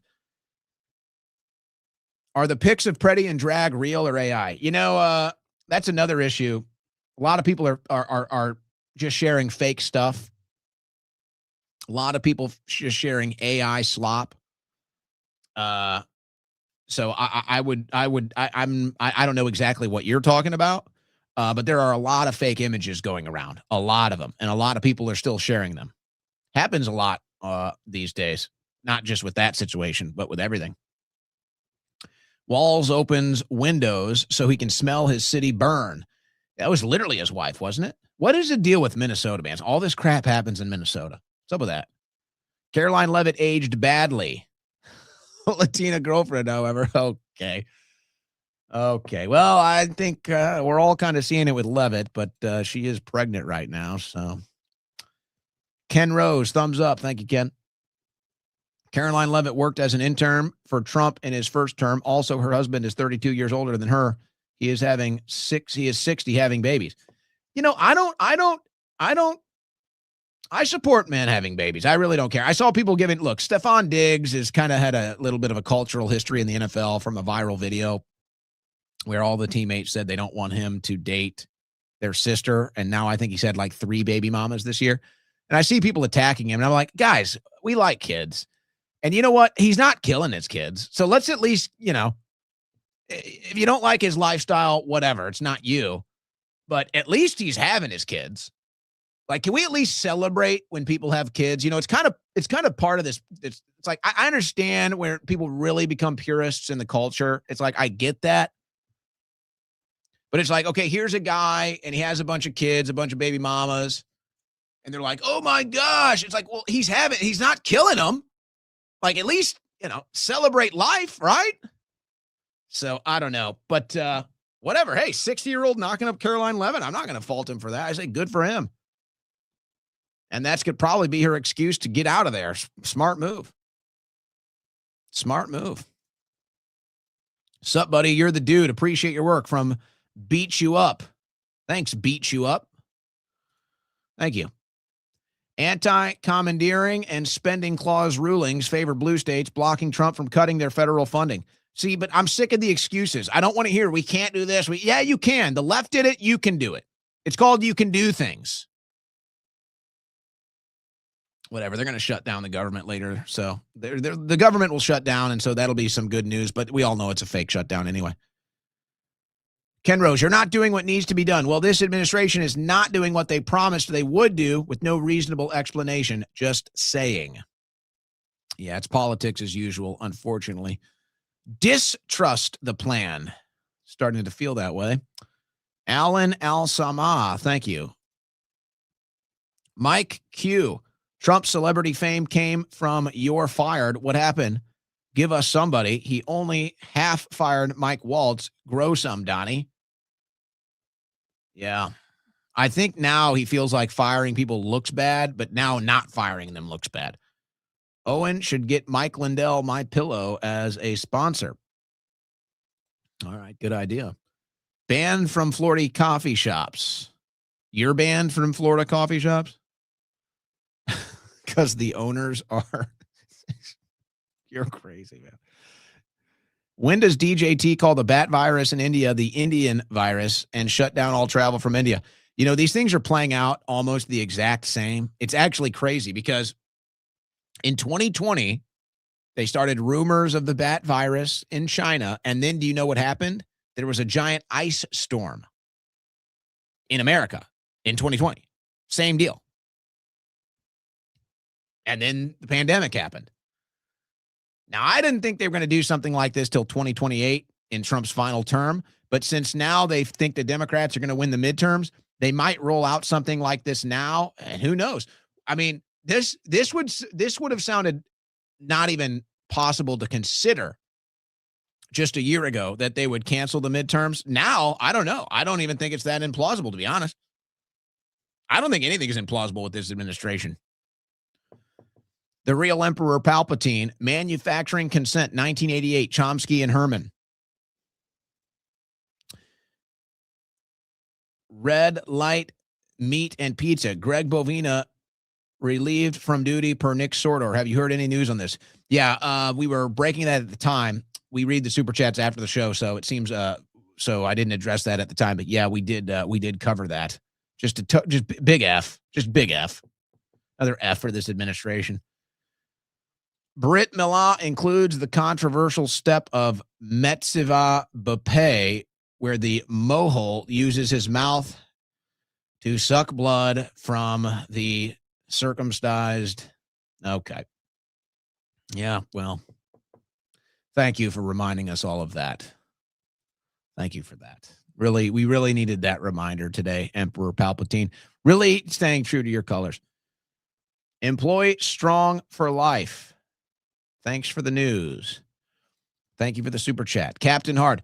Jewish citizens born in different countries gets indoctrinated from a child that they are chosen and their loyalty is to Israel. Those same people get jobs in government, etc., and support Israel.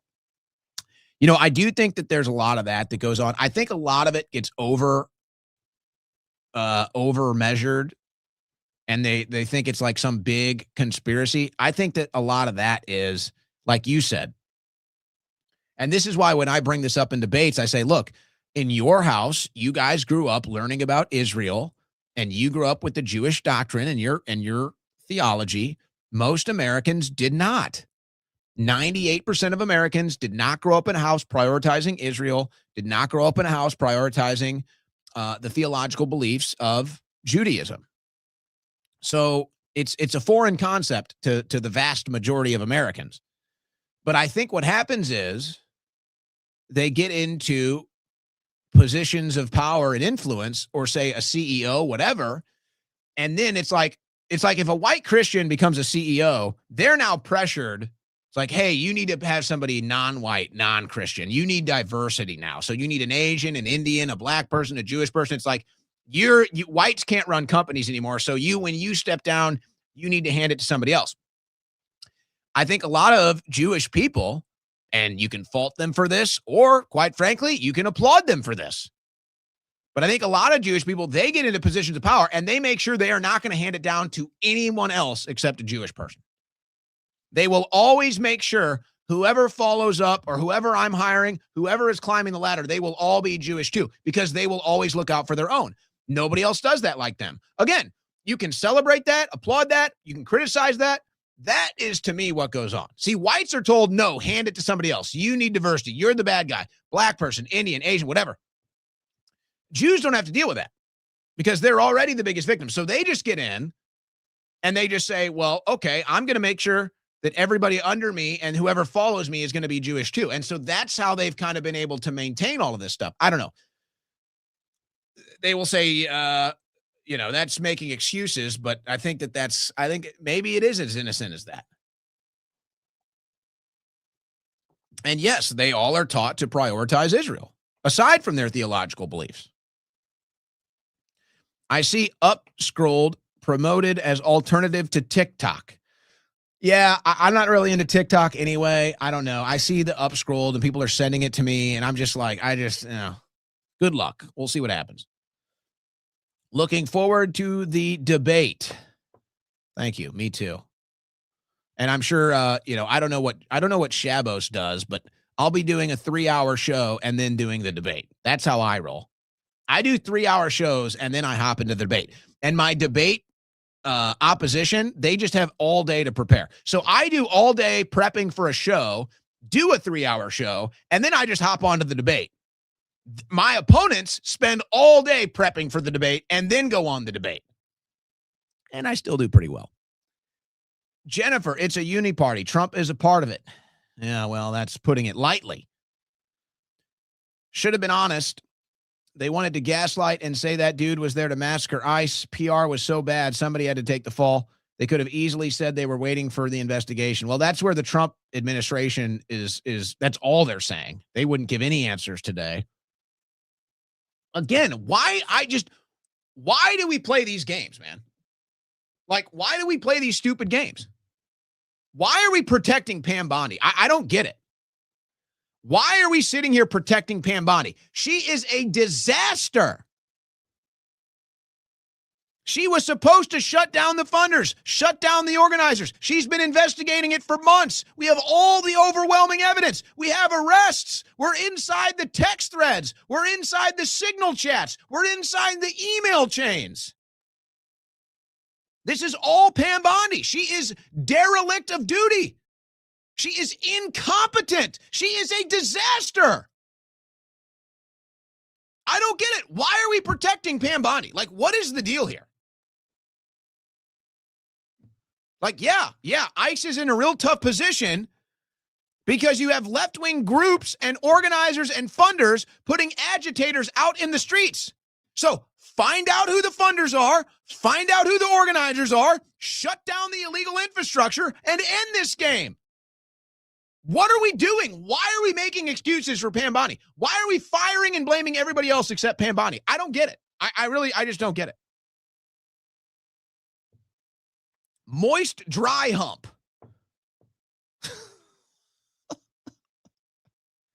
It's been a moist dry hump kind of day. I've been following you since 2017. I've seen your departure from your last employer coming a mile away. I've got no problem with them. I trust your vision. Thank you. I think my vision is pretty sharp, if I may say. Maybe the sharpest even. More Revenge of the Cis Radio collabs, please. That's been a minute since I was on with those boys. We are being data mined and have been for years. So now what do we do? Well, that's up to you. You can get off the data mining experience. You can try to rig the data mining experience now that you're conscious of it. Or you can just try to enjoy life while it's going on. Prenups 100% of the time. Protect yourself. And it's like, yeah, you really do now as men. It's like we do have to do that. But the problem is, not all men, men want to show, a lot of men want to show total faith and they don't want to ask. So it kind of becomes this thing. It's like if all men aren't united, then there's not going to be a victory. But men will always get crushed.